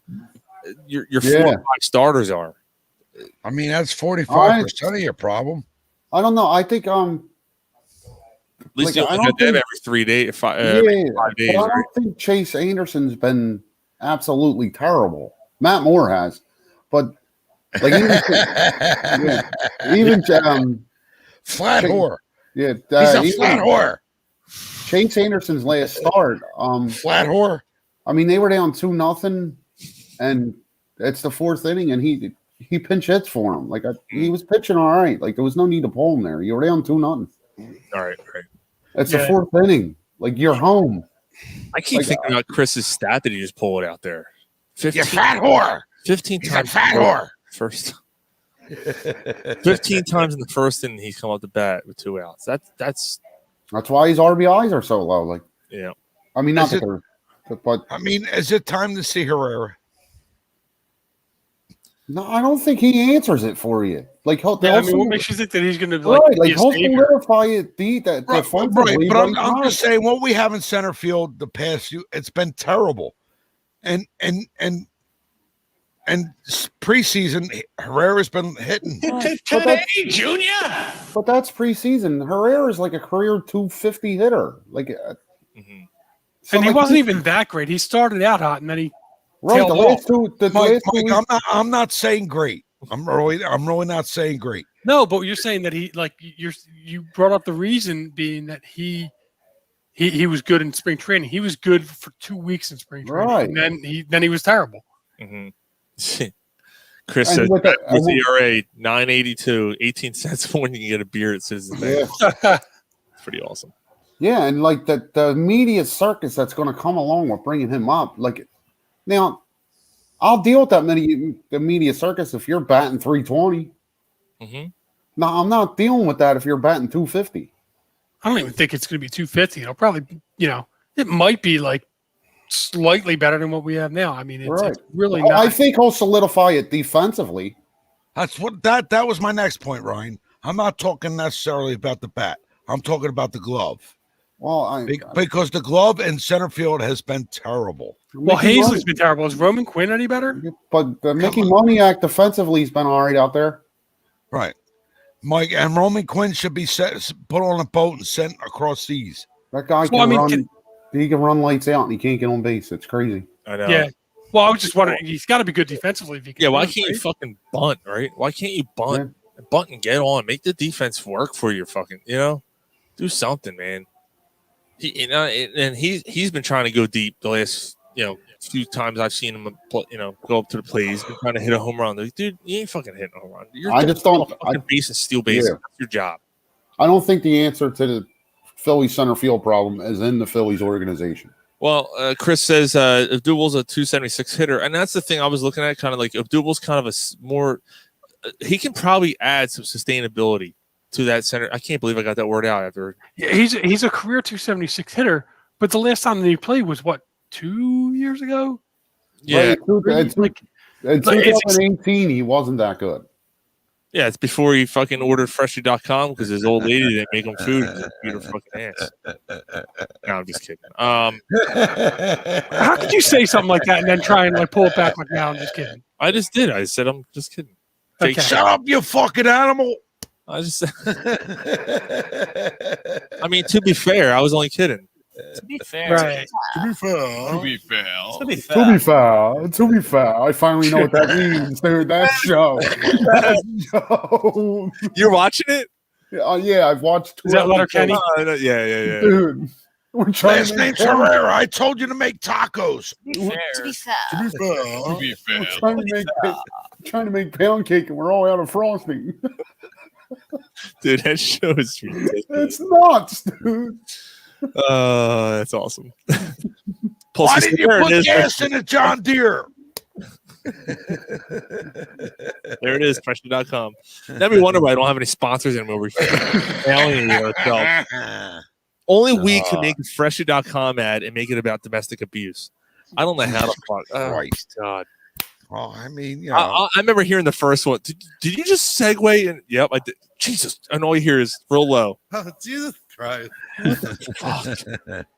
I told her to grab her ankles, not to bend over backwards. But that is true. To Mike's point, Fucking pig. To make Mike's point is, 2 years ago, yeah, it's the last time he played, so things are different. But obviously, I mean, he went cold in spring training. He started off red fucking hot.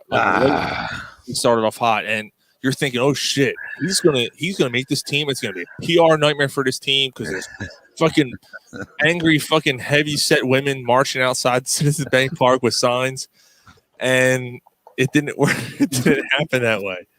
So I don't want it in the pinky. Show me the stinky. You see that black eye? I already told you once. You want to get told twice?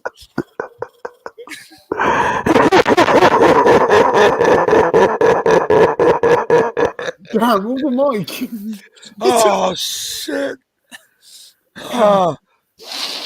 Show me your stinky.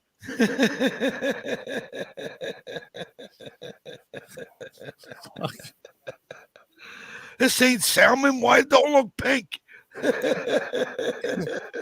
oh man, shit. Bend over and take it in the stink. Mark said dual sheed. You're fucking dude, you covered the microphone when you were laughing. It sounded like a demon. I'm sorry, man. Oh fuck. All right. What happened? Man. I lost the big screen here. That was fun. There it is. That's why she got slapped.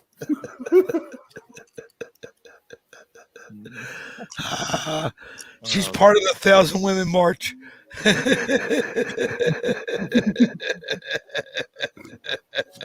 Herrera's hose. Herrera's hose. Oh man! All right, enough. Who's his bottom pitch? Like Potter. Fucking bunch of childs. Who's his bottom pitch? That's the one with the most bruises. Fucking John Deere owning motherfucker. Fuck. That's why he was red hot in the spring training because he was practicing his swing. Take that, you bitch.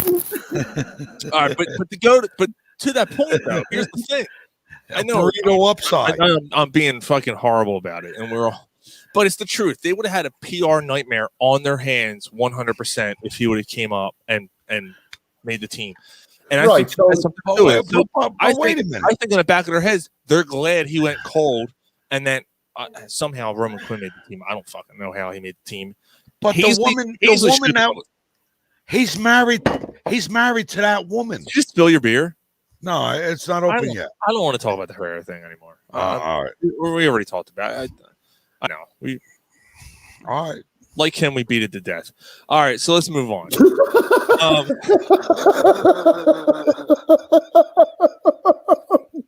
I don't think he killed anybody.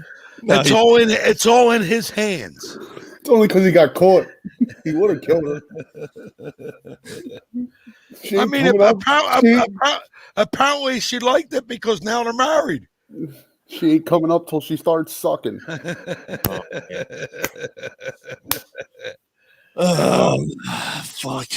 No, well, at least he showed her some attention. All right. Get back to the Phillies though. The rotation is just bad, man. 4-5, horrible. Matt Moore's been horrible. He's got COVID, thank God. And Chase Anderson's been okay. He's been okay. But now you got to throw Velasquez in, and you got to hope that he can give you a couple starts here and there, man. I don't know. What's a bigger need? Center fielder or back end starter? Center fielder. I think it's a center fielder. Every day. I think when their bullpen's 100% healthy, they can sustain.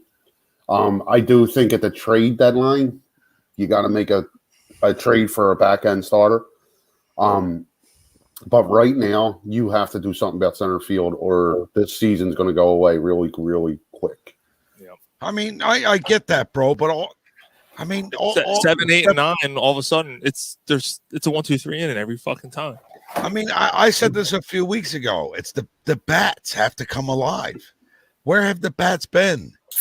But that's the thing, guy. If you get a decent center fielder, right? A lot of your center fielders can bat leadoff, right? So if you get the guy that can bat leadoff, or somebody else, anyway, if you figure out the leadoff position, which again, it hasn't been the right weather. It's not been 80 degrees. It hasn't been 80 degrees, Gary. Right. So somebody's going to have to get the leadoff position right, but the center fielder, you get a decent hitting and a good defensive center fielder, it's going to solidify a lot of things. How do you have five guys and not one decent ball player out of any of them? That's nuts, dude. It's crazy. You got Hazley, Quinn, Herrera, Moniak. Scotty Jetpacks. I mean, the last few games, the Phillies' problem has been they got players on base, and then your bats go dry. Mm-hmm. So, I mean, that's been a problem all year. Runners in scoring position. Yes. Right. Nobody's being clutch. Right. And so what player is going to step up and make it? Well, you know what? Enough of this. I'm going to do what I got to do to get my guys to home plate. Mm-hmm. Well, I mean, it seems like Harper and Riamalto are doing Didi was hitting the ball too. At times, Hoskins was doing okay, and then he's hitting another slump again. Dude, he came up bases loaded the other day, I should say, Thursday. Fucking struck out 3 fucking pitches. And you know what Girardi did? Yanked him from the game. It was the 8th inning, and he was like, nah, you're done. You fucking stood there for 3 pitches and struck it. You're done. Yeah, but there's also been some questionable stuff that Joe Girardi's done too. Hey, well, number one, he was out coached by fucking Gabe Kapler. Was he out coached? Yeah, he was. And what? I haven't watched the games, but what way was he out coached? By the score. Well, that's players though. It's true. Yeah, Gabe Kapler didn't necessarily beat the Phillies, bro. The Phillies really beat themselves in that series. They were up 4-1 in game 2. Runners in scoring position. Runners left on base. It's a fucking killer. They do it every fucking. My biggest issue with the Phillies is when you got players in scoring position, you got to find a way to get a run. Mm-hmm. No matter what it takes. Yeah, I mean, if you have whatever it takes, man. Whatever it takes. I mean, you got a guy on second with less than 2 outs. You got to get him home. He's got to score. You're right. What about the other night, Ryan? They had the bases were loaded, and they couldn't get a run. All right. Yeah, that's what I'm talking and about. that's like the third, fourth time that's happened this year. I mean, I understand you got first, and second. The bases were fucking loaded. All you got to do is fucking a sacrifice fly. Right. Punch Now I'll tell you what punch it to the opposite field. Like they've done it today. What's the score so far? It's only 2-0, but there's been 2 times where they've had men on third base and then they've been able to get a guy home. Mm-hmm. One was with no outs, granted, but Didi came up and grounded out and got the run in, and then I think it was Baum or something that it was Baum. Another grounder that got Harper home. What I do like about the Baum, like you brought Baum up though. Baum's bat hasn't really come around yet, but Joe Girardi's sticking with him. He's out there every night. He's playing a good defensive third base. Mm-hmm. He's had a couple clutch hits. Nothing like you seen last year, but you got to stick with that kid. That kid's going to be special. If you Here it is, 4th inning. His Velasquez get up a home run. There it is. I'll see it soon. Yep, 2-1. There's Velasquez, 4th inning. Again, all right, yes, we'll see how far of a delay I am. Baum, his upside is better than his low side. Absolutely, Baum's going to bat 270, and he's going to give you 28 homers. Like if you're like, it's not just a look, but like if you ask me, he's like an exact replica of what Jason Worth gave you. It's similar, isn't it? It really is. Body stature. He takes a lot of pitches. Fights off. Stature, the way he fights off. It's funny, man. And a lot of his stuff, like you don't see in the stats. It's the little things that he does that help you win a game. He just doesn't feel like a miserable fucking cocksucker, though. Like, and BOHM means, and Hebrew means, look out, a building's coming down. No, that would be Baum. Oh, I spelled it wrong. Yeah, a little bit. So you know what? I don't mind. That was a reach, bro. You're usually pretty funny. That was a reach, though. I don't mind Velasquez giving up a solo home run. Me neither. Nobody's on base. That's when you want to right. Like he's him walking. No. I hear you. I'm just saying. Here comes the 4th inning blunder. Right. The 4th, yeah. There's going to be an inning where he just loses his shit. Yeah. Here it is. So Velasquez, you guys don't feel as a guy that can get it together, be solid. No, it's been 4 years. 7 years to fucking 7 years. Yeah, like I'm exaggerating. 7 years.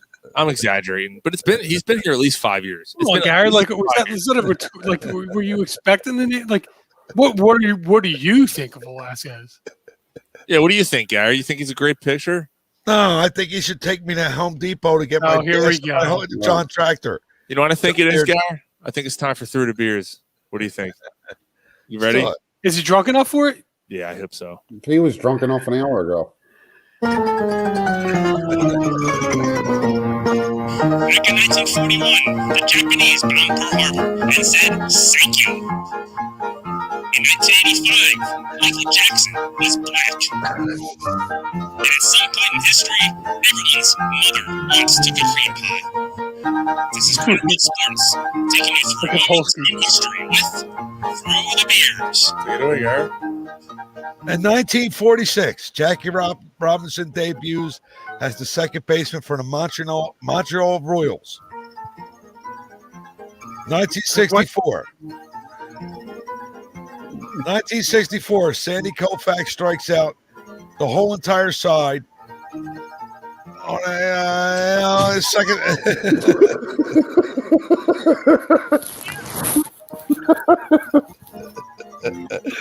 Third time in his career. So third time in his career, he struck out 3 guys? No, he struck out the side. Okay. Striking out the side, he's striking out the 3 guys. Oh, wait a minute, guys. Here's a good one. 1987. What did Mike Schmidt do? 1987, he hit his 500th career home run off of Don Robinson at Three Rivers Stadium against the Pittsburgh Penguins. Right, Gary? The Pittsburgh Penguins. Yes. 1995, record-breaking QB of the NFL announces his retirement. Who was it? What year? 1995. Montana. Yes. All right, nice job. Nice. Good Right. call. 1998. Indianapolis first round pick is a quarterback. Who is it? Peyton Manning. Manning. Giddy up. 1998. What NHL great one? Wayne Gretzky. Giddy up. Yeah. Was it Mark Recchi? Give your balls a tug. Wayne Gretzky's the best player ever. In 1993. Wait, you didn't even say what he did. Yes, You said I in 1988, the great one or something. And then you like, who was it? And like, you didn't even say what he did. Oh, I said in 1998. What NHL great one was his last game career in the NHL? I don't think you actually got to that. No, you didn't say it. Shut the fuck up. In 1993, what famous rock star was arrested for buying a $10 bag of weed? Fucking Willie Nelson. No, David Lee Roth. Seriously, man. I can't do it, man. Please.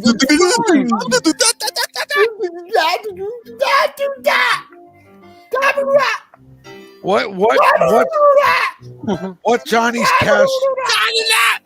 Shut the fuck up. Oh, what, you don't like it when we do it to you?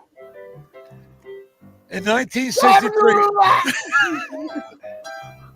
In 1963, what Johnny Cash song was released? Walk the Line. Ring of Fire. The other one. Oh, you know what the Ring of Fire is about? What's that? Suggest that you need some attentions paid to your buttholes. Okay. I turned the music off. Go ahead. In 1991, what fighter did Evander Holyfield beat for the heavyweight title? Abdul Herrera's girlfriend. Riddick Bowe.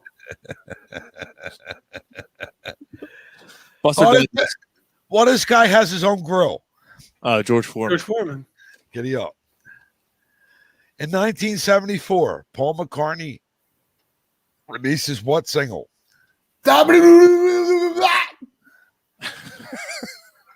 What year? 1974. 1974. Live and Let Die? No, that was 73, wasn't it? Band on the Run. Band on the Run. Okay. That's the end of that fucking song. That's the end of that segment. That's not as good of a song as Is that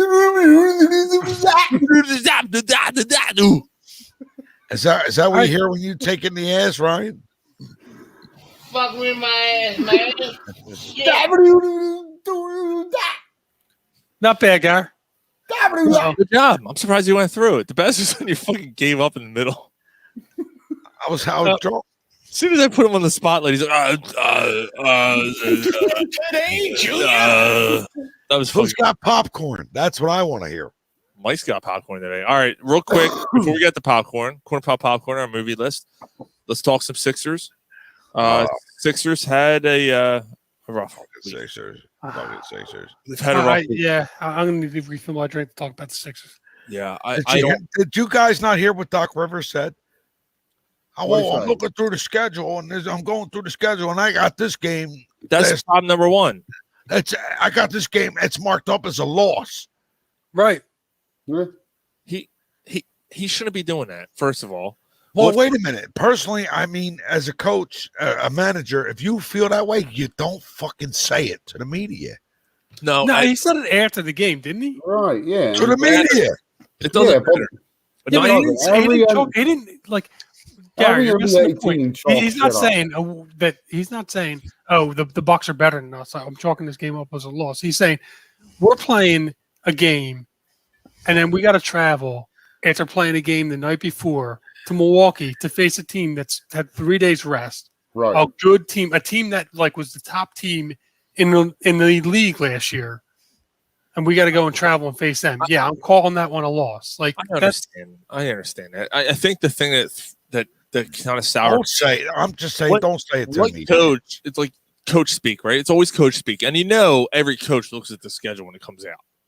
But what coach goes, yeah, I saw that on the schedule. I marked it as a loss. Right. So if you feel that, like you're not supposed to look like it's every, the whole fucking, the coach speak, to take it day by day, guys. Day by day. Day by day. Sean, you're the coach. You see this. You feel that way. Do you say I'm talking trash. You're talking trash. We'll play rock, scissors, paper. We'll do the whole thing. All right, this is a lot different than Nick Sirianni. I'm sorry. I get what you're saying. I was getting excited, guys. I was getting excited. I mean, what do you want me to say? I was getting excited. I'm sorry. I hit the thing. I'm sorry. I hit the thing. Yeah. Oh hell yeah! Yes. Okay. Yeah. Don't say this. Oh, say this. Oh, all right. Yes. You know the part I love. Yes. I hear you. There, yeah. Brian, it's like this. You know the part. It's like this, right? Look. With my beard, my mouth looks like a pussy.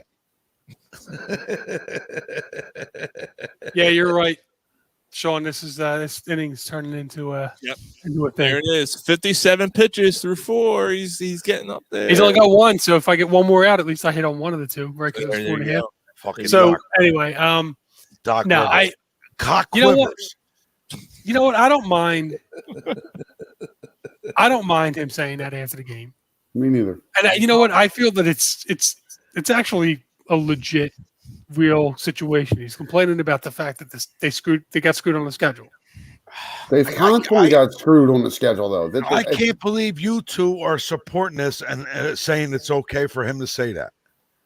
It is. He's Gar, not. you don't You're understand the NBA, Gar.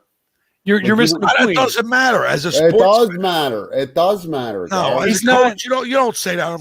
No, because you're taking it completely out of context because you don't understand the NBA. He's not saying he doesn't believe in his players and it's a loss. He's saying that the circumstances that they were with the hand that they were dealt put him in a position to where it's really, really difficult to win a regular season game. The Sixers had no chance to win that game last night, especially without Simmons playing. Ryan, and Mike, I understand 100% what you guys are saying. And even as a coach, if you feel that way, don't say that on the air to the media. Don't say that. So that's the point you're missing, though. Like that, it's the NBA. It's a different entity, Gar. It's not like the NFL. It's not like the NHL. It's not like baseball. It's a different entity, bro. Okay, so as a fan trying to get into the NBA with the playoffs coming in, and you look at that, that's like a coach saying he concedes. No, he's not saying that. That's absolutely not what he's saying. He didn't say he played the game. All right, don't get. No, I understand. I'm not getting anyway.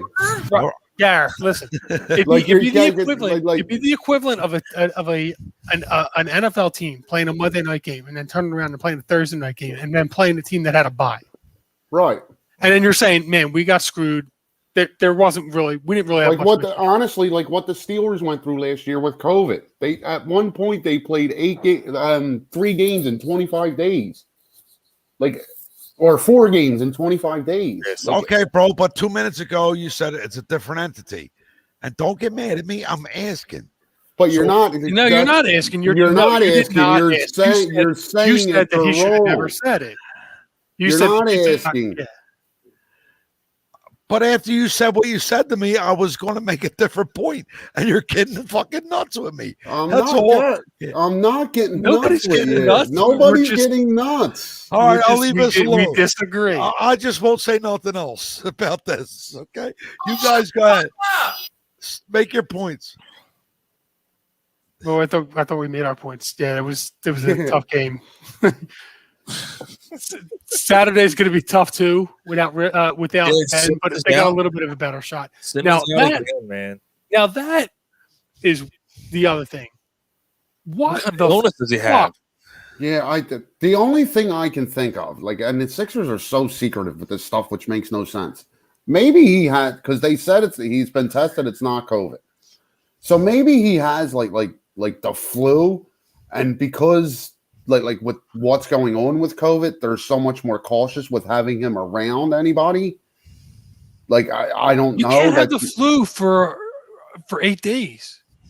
That everybody's different, Mike. Everybody's different. I mean, he does like Kardashians. Maybe he's got drippy dick. I thought he had syphilis. Yeah. Yeah, I mean, maybe that's what it is. Maybe he's got an STD. Like, you know what I mean? Anally inflicted death sentence, AIDS. That's what you get for having a penis up your ass. What the fuck is that from? That's what you get when you swallow another man's load. What is that from? You never heard of fucking MOD? Oh God, Mike. AIDS. Anyway, look at the sentence. Yeah. All right. Look at Ryan. He's mad. Who's mad, Carol? Why do you keep assuming I'm mad? All right. I just I don't know, man. I thought this was a bad week for them. I thought terrible week. Yeah.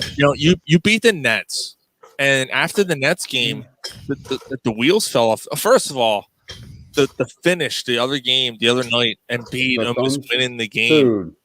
or tying the game. Sorry, almost tying the game up with that heave from the other net, which would have been insane. Dude, that was against Phoenix, right? Yeah, it was Phoenix. Yeah, that almost went in. Like, have you seen the screenshots? I mean, the ball was literally in. It was in the cylinder, and it must have hit like the back rim or side rim, and it just popped right back out, man. And I keep saying that was the best missed shot ever. I'm like, oh, stop with that best missed shot ever. You know what the best missed shot ever should have been is a quadruple fucking doink. That's Is Embiid still in the MVP conversation? Oh yeah, absolutely. It's like Foley. Is he still number one, Ryan? Well, you got to take into consideration the games he missed. Like he's not even eligible to be on the leading scorer list yet. But like if he doesn't miss any more games, I think it's hard to not give it to him. So who's 2 and 3? It would be probably Jokic. Yeah, Jokic and probably. I mean, Steph Curry's in the conversation now. Yeah, he is. Harden's been out for a while now. He was in it. He's out. It's probably Jokic. Jokic and I know I'm missing somebody. I know I'm forgetting about somebody. Uh, I know we're biased, dude, but you just watch what Embiid does every fucking night, and you see like what the last. Well, I'll tell you what, Sean. Listen to you guys the last few months and the weeks. I mean, I'm looking forward to the NBA. I mean, yeah, I'm a front runner because I'm only going to watch the playoffs. But am I not looking forward to seeing him? And yeah, I'm looking forward to seeing him in the postseason. It's going to be fun, man. Since he came back from that knee, dude, he's averaging like 36 points a game. So that's the other thing too. Tobias was banged up last week, right? So Tobias played the last game. That's the first game he's played in what, a week, 2 weeks, Yeah. something like that. So, and they've been playing some tough teams too. Yeah, I mean, I know they played them at home, but yeah, tough but that's schedule. after tomorrow night, it gets much easier. They don't have another back-to-back, and I think it's 8 of their last 13 are home, and a lot of them are cupcakes. And we know how they are. Yeah, I mean, it depends on what you call a cupcake. I mean, they got Chicago, they got Atlanta for 2, they got the Heat. I don't know what the rest of their schedule's like, but I mean, they got a couple of tough games. They still, But they're not games that they shouldn't win, though. But I mean, I Right. hear a lot of stuff in the background and on different radio stations. Oh, you got some boxing memorabilia over here. Right, You well, got no. some stuff over here. Ryan, not as a fan because I don't know. So I'm going to ask you guys this question: is it more important for the Sixers to be that number 1 seed? Does that make it easier for them in the playoffs? They have to get the 1 seed. They have Yeah, to. the one's pretty big. It's huge. They have to get it. So what's the difference if they're 1? Because if they're not 1, they could end up number 3. Yeah. It's not even that, but it's and 3 would be bad. But yes, the 2 and 3, there's 3 really good teams in this conference, and the number 1 seed only has to play one of them. The number 2 like seed, if you get the 1 seed, you avoid the Bucks in the second round. I got you. So you're only going to play the Nets or the Bucks.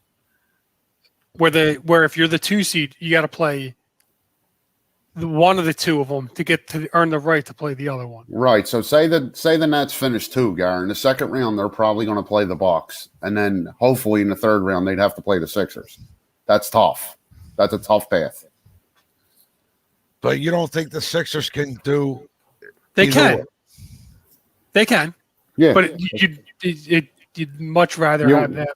You want the path of least resistance. And So maybe the Sixers are clicking at 99% going into the playoffs. Is there anybody who can stop them? Yeah. Well, I do think if they play at their full potential and they have home court, there's no reason why they shouldn't be in the finals. Yeah, they should be in the finals. I mean, really, the Nets are banged up. They haven't look. The Nets are a fraud. I'm not being an ass, bro. I'm asking honestly. I'm calling it right now. The Nets are a fraud. We've had this conversation in the past. There is a lot to be said about cohesiveness. If the Nets think they can just throw a team together and play 12 games together and win it all, fuck that. Remember? The Heat struggled in the first few games that they played together with that big three. So yeah, the Heat lost the first year in the finals to Dallas. They were up 2-0 and they lost. Yeah, but not only that, but in the beginning of the year, they were like 500 through the first 3 games or something like that. So look at the excitement on you guys' eyes when I ask this. You know, that's great. I don't know, and I'm asking honestly because I just don't know. Well, you're starting to get into it a little bit. Usually, is Joel Embiid the guy that can take it to the next level? Yes, he already has. Like LeBron James is what I'm asking. Yes, he already has, Gar. There's no doubt in my mind when the playoffs start, you're going to see a different Joel Embiid. There's a different Joel Embiid this year. I agree with that, Sean. The only difference between Joel Embiid and some of the other players is that he can't create his own the way that some of the other guards can. He still needs players around him a little bit to be able to get the ball to him, to be able to got a better haircut. Yeah, but he's learned how to deal with the double team. Mm-hmm. He's learned he's honed his skills. Like he's realized what he's good at and what he's not good at. And dude, his footwork, like when he gets the ball down low. Remember in the past, he would get flustered and lose the ball a lot. He doesn't do that anymore. And I'm either going to shake and bake and do a fadeaway, or I'm going to pass it out. And as bad as last night was, did you see that little when he was defending Drew Holiday out on the perimeter? Yes, dude. And I seen him block Giannis. Yes, dude. Drew Holiday was giving it to him, trying to. You know how Drew can fucking handle. And Joel Embiid stayed with him step for step. It was like a 6-second thing, dude. Stayed with him step for step. Guarding a guard. Yeah. Guarding a guard. Doing it. So is that Doc Rivers' influence? No, that's just Joel Embiid realizing his ability.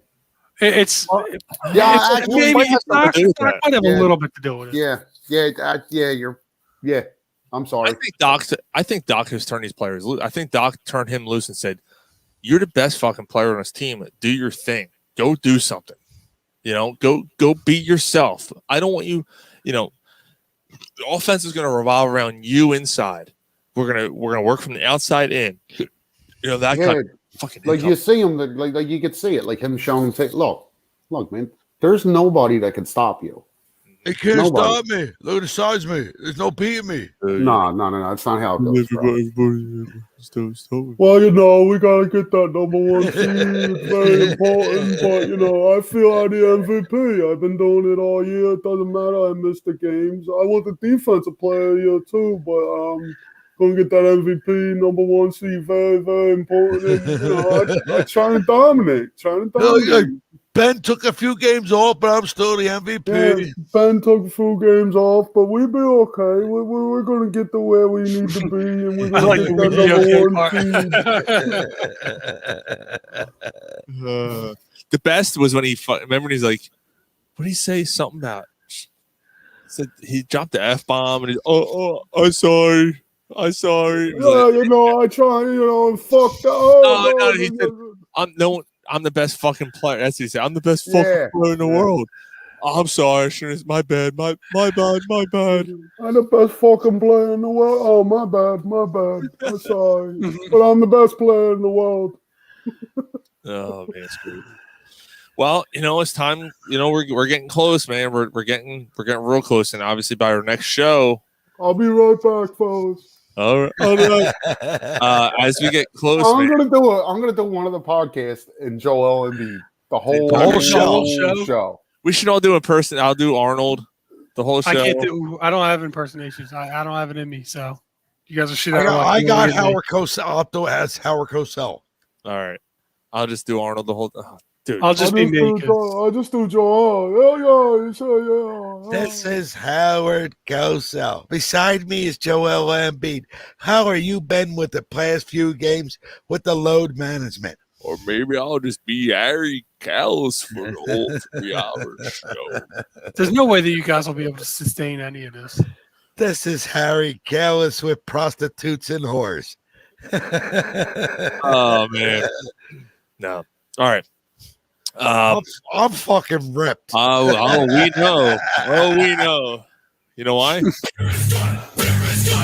That's how we know.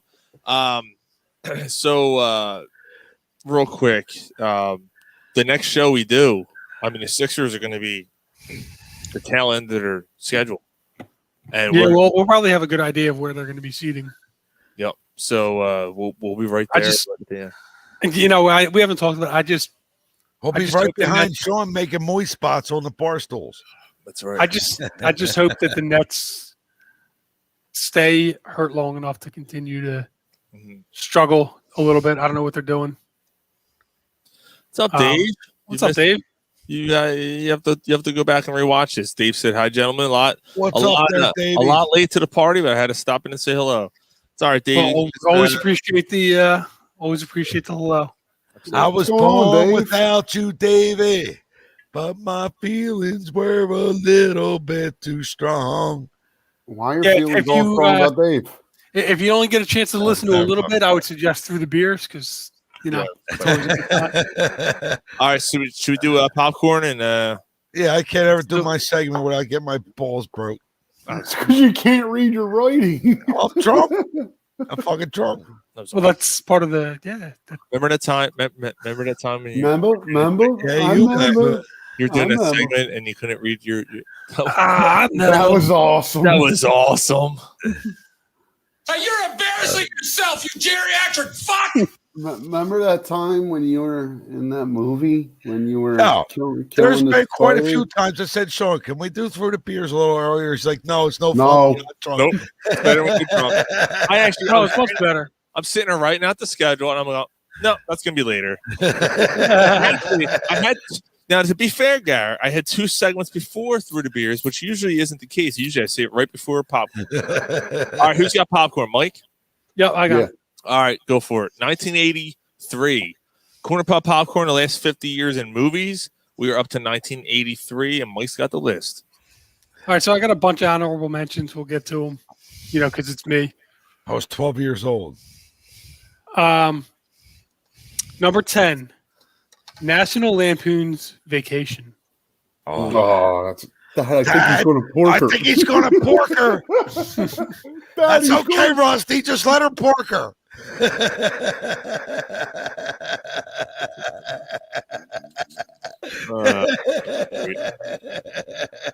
Number 9, I don't even need to say the name of it, but I'll wait. Go ahead, Mike. Number 9 is dun dun dun dun dun dun dun dun. Dun, dun, dun, dun, dun, dun, dun, dun. No? Maybe you should say it, Mike. Risky Business, Tom Cruise. Risky Business, yeah. Fucking. Just take those old records off the shelf. Woo! Yeah, I'm gonna slide right into my underwear. Shut the fuck up. All right, number 8. You fat bitch. Staying Alive musical. What? That was number 8. Jeez. Staying alive. God. 83 sucks so far. It better get better. Yeah, right. National Lampoon's Vacation. That was good. Oh, okay. That's true. That's true. The last 2 have been horrible.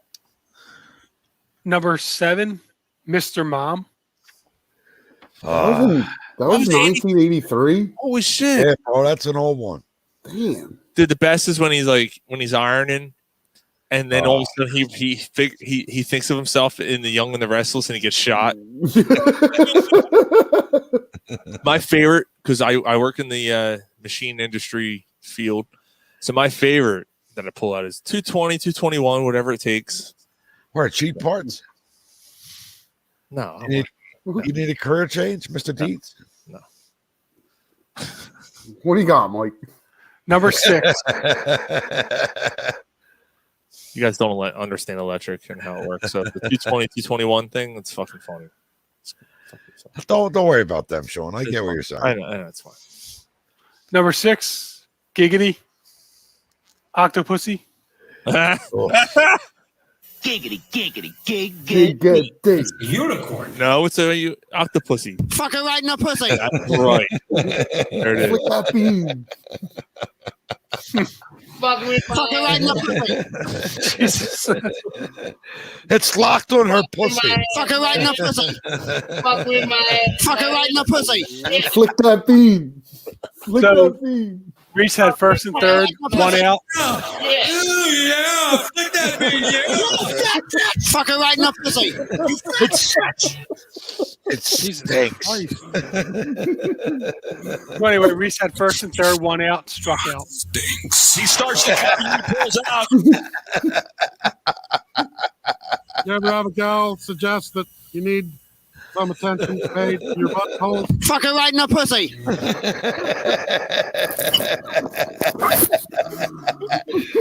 Jesus fucking Christ. Go ahead, Mike. I'm done. My hands are up here. I'm done. Number 5 is War Games. War games. Is that on Richard Gere? No, Matthew Broderick. Oh, even worse. I hate Matthew Broderick, but that was a good movie. I fucking hate him. He ruined Godzilla in 1998. Yeah, he did.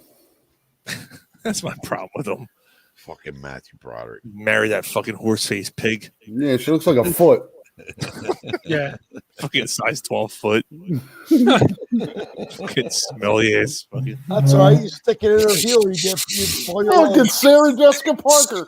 The only fucking person with a fucking athlete's foot on her face. Sarah Jessica Parker. There it is. Fuck. Fucking ingrown toenail on her eyeball. She's sitting there with her fingers spread open. You're sticking it in. Ugh. Yes, you are, Sean. Nah, go Don't back lie. to the city. You. Back in the early 80s. Late Don't 80s. lie. Don't lie, Sean. You're Late sticking 80s, it in. maybe. She's fucking nasty. All right, You're go ahead. sticking it in. All right, number 4, Trading Places. Great Oh, movie. Nice. Great movie. That's a good one. Tell me Jamie Lee Curtis didn't have some of the greatest tits. It's a miracle. It's a miracle. That's a great movie, man. Yo, remember when Eddie Murphy's he's on the little doll? He's like, it's a miracle. Great movie. Ah. What was his name? Not Wentworth. What was it? yeah, Wentworth. Was it Wentworth? Yeah. It's a miracle.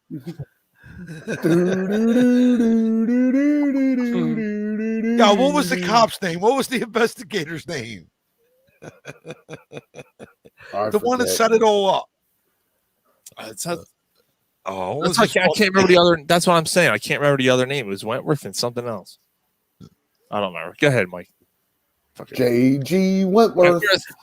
1-877 coach now. Pick up the phone. The call is free. 1-800. Mortar. Right, number Mortar. 3 Mortar. is Flashdance. Yeah. Yeah. Oh yeah, when that promo, you would not fuck her. Oh yeah. Oh yeah, you know, but you know. Yeah. Yeah, there's not much I want. So like that question's like, you know what I mean? Oh, you don't say yeah. Mortimer. You Mortimer? can't say. You can't. Yeah, Mortimer. Mortimer, and fucking Ryan. You can't say if your mustache is glued to your fucking face. This is true. snail trail down your chin. Good job there, Mark. Good job. You got you got her children's stain on your shirt. You can't say I told him I told him though I wanted to see his kids. Then he came in my eye. He starts to come and then he pulls out. So number 2. I ain't pulling it out. I get her pregnant. What you got, Mike? Number 2. Number 2, Tootsie. That's Dustin Hoffman. Utah, give me 2. Yeah, Dustin Hoffman is cross-dressing or something. I forget the fucking fucking Tootsie. Yeah. Cotton candy, sweet as gold. Let me see that Tootsie roll. And number 1, Star Wars Episode 6, Return of the Jedi. Wow. Well, it's a good movie. I mean, there's really...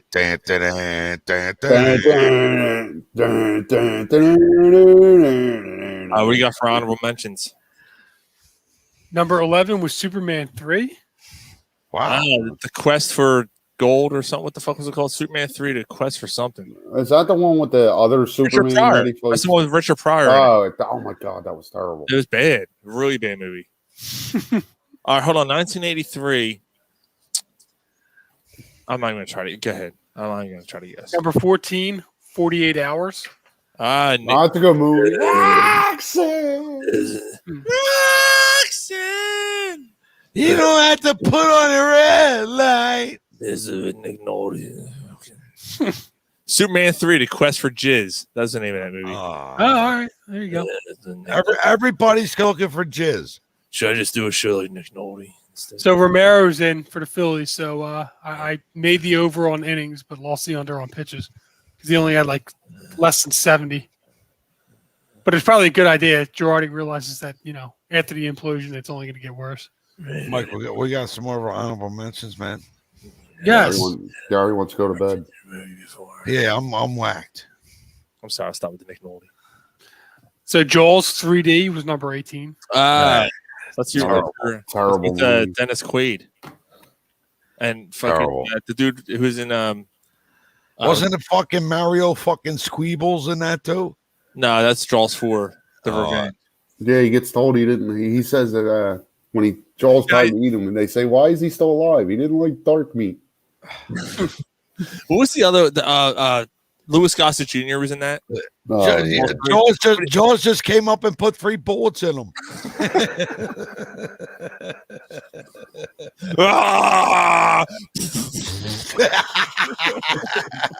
Fucking Jaws 3 was awful. What a pile of dog shit. Fucking aquarium. Dude, when he busts through the glass, it was so fucking bad looking. God. Yeah. The first 2 were you can't. No, they were great. Yeah. So number 21, making Mike's another moving on. making an appearance again. E.T. Still 21. Still number 21. Ouch. Extra testicle. I have 2 penises. 1, 2. You sound like the Count. Ouch. I got a ball bag and a half.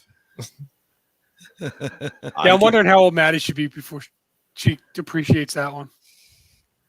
Probably another year or 2. It's reverse racism, though. He turns white at the end. So moving on. Number 32 is the bombshell. Show one of me it just all. jokes them. Number 32 was Scarface. 83? Yeah. December 9th. So it did start late. Okay, wow. How about that? Who put this thing together? Me. Another Quaalude love me again. If you name me a hotter fucking actress back in the early 80s, fucking Michelle Pfeiffer. Little fried egg titties out. Dude. Little titties. Just means it's tighter pussy, that's all. Little titties. All right, number 34 One is style Cujo. for the yayo. High size for the yayo. What, Mike? What is it? Cujo. Ah. Number 34. Okay. Stephen King. Yeah. Another There Steve. you go, bro. There you go, bro. Would you fuck that dog? God, fuck that dog into submission. No, you wouldn't, because Cujo would rip you apart. Nah. He just likes it rough. Nah, Cujo would rip you in two, bro. Rough. Cujo raw. All right, we'll go through these next four quick. Mike's like, can we get on with this? In succession. Number 47 is A Christmas Story. We don't need to. We need to fucking. He gonna fuck that little dog. Oh, that's the wrong thing. You'll shoot your eye out. Yep. Fred I G. love A Christmas Story. I love that movie. Love it. Number 48 's a concert performance comedy show. Richard Pryor, Here and Now. Is that when he talks about fucking the couch if you can't get the pussy? I don't know. I'm just reading. Might be. It might be that one. See, bro, you know what I was talking about, didn't you? Yeah. So we're on the comedy train here. Number 49, Still Smoking. All right, Cheech and Chong. Cheech and Chong again? Yeah. And they were fucking movies left and right. And there was good. All he did was get high and make jokes. That movie was terrifying. I think he's talking about Cujo. Yeah. Cujo, yeah. That movie was terrifying. And then number 50, Monty Python's The Meaning of Life. Oh, wow. Oh, wow. I remember that one. Is that the one where they're on the crosses singing Always Look on the Bright Side of Life, or is that Life of Brian? That's Life of Brian, I think. Okay. Yep. All right, cool. Yeah, all right. I got 5 more to real quick. We'll go through them. Christine at 56. Tinkle. Go on. Take a couple of trips. Piss. Number 56 is Christine. That's another Stephen King. Yeah, I'm in love with my car. I gotta go take a few drips. Number 75, Hercules with Lou Ferrigno. Oh, good.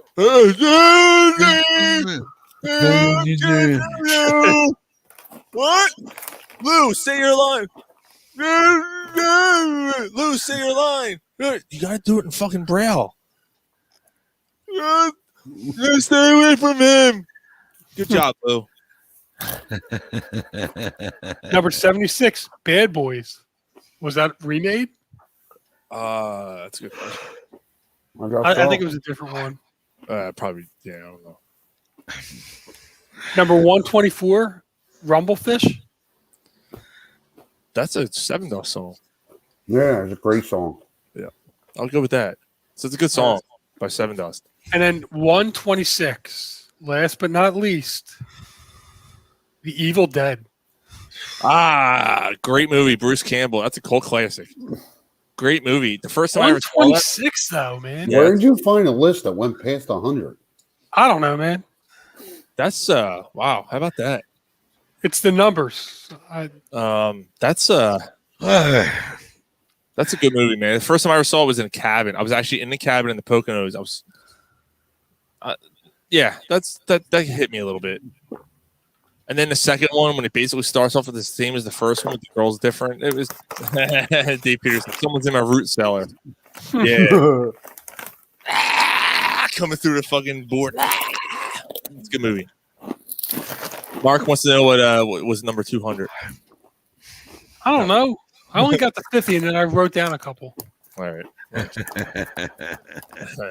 Well, guys, this was fun, man, and it's kind of going to be bittersweet. So I'm going to say this right now for the viewers. Things might be so. Mike will still be on his current view, and then we'll see what we can do here. But it'll be interesting to see how that works out with me on the current view. And well, I mean, I can see from you that you got the 2 other seats behind you. You'll be able to pull that off. Yeah, but I'm thinking from the viewer perspective. I feel that that part of it isn't going to be as personable.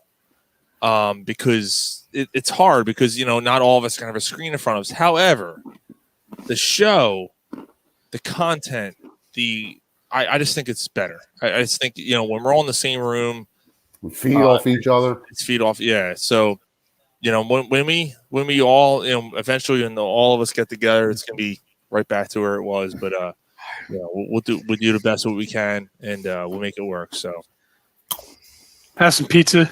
Oh, you see us chop it down on some shenanigans, pizza and wings, and Yeah, man. Hey, man. Get back to normal. Do a little fire after the show. Yep. Yeah, man. I miss fucking fire. Yeah, my daughter walks home from school every day. She grabs a twig every time. She's like, "Daddy, you got to put this in the fire pit." Oh, nice. Yeah. Just fucking sits there because no one, we haven't had a fire in a while, so it just keeps piling up.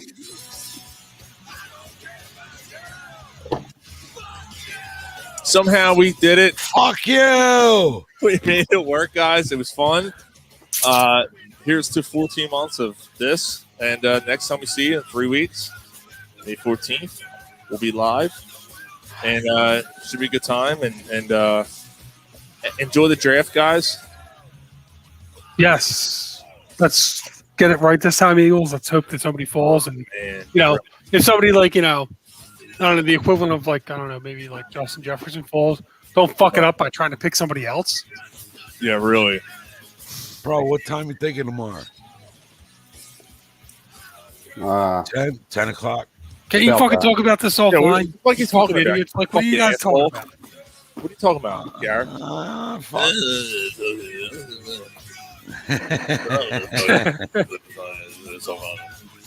It's like Nick Nolte. It's Nick Nolte of the Corner Pod Sports Show.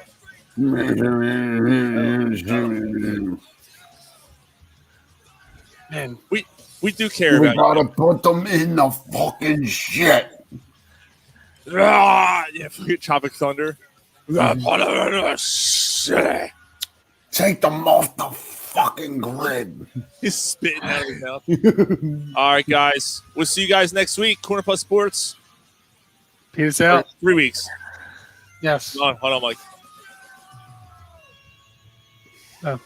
Now? Wait. Yep, What? go for it. Peace out. Thank you guys for watching. See you guys in a couple weeks.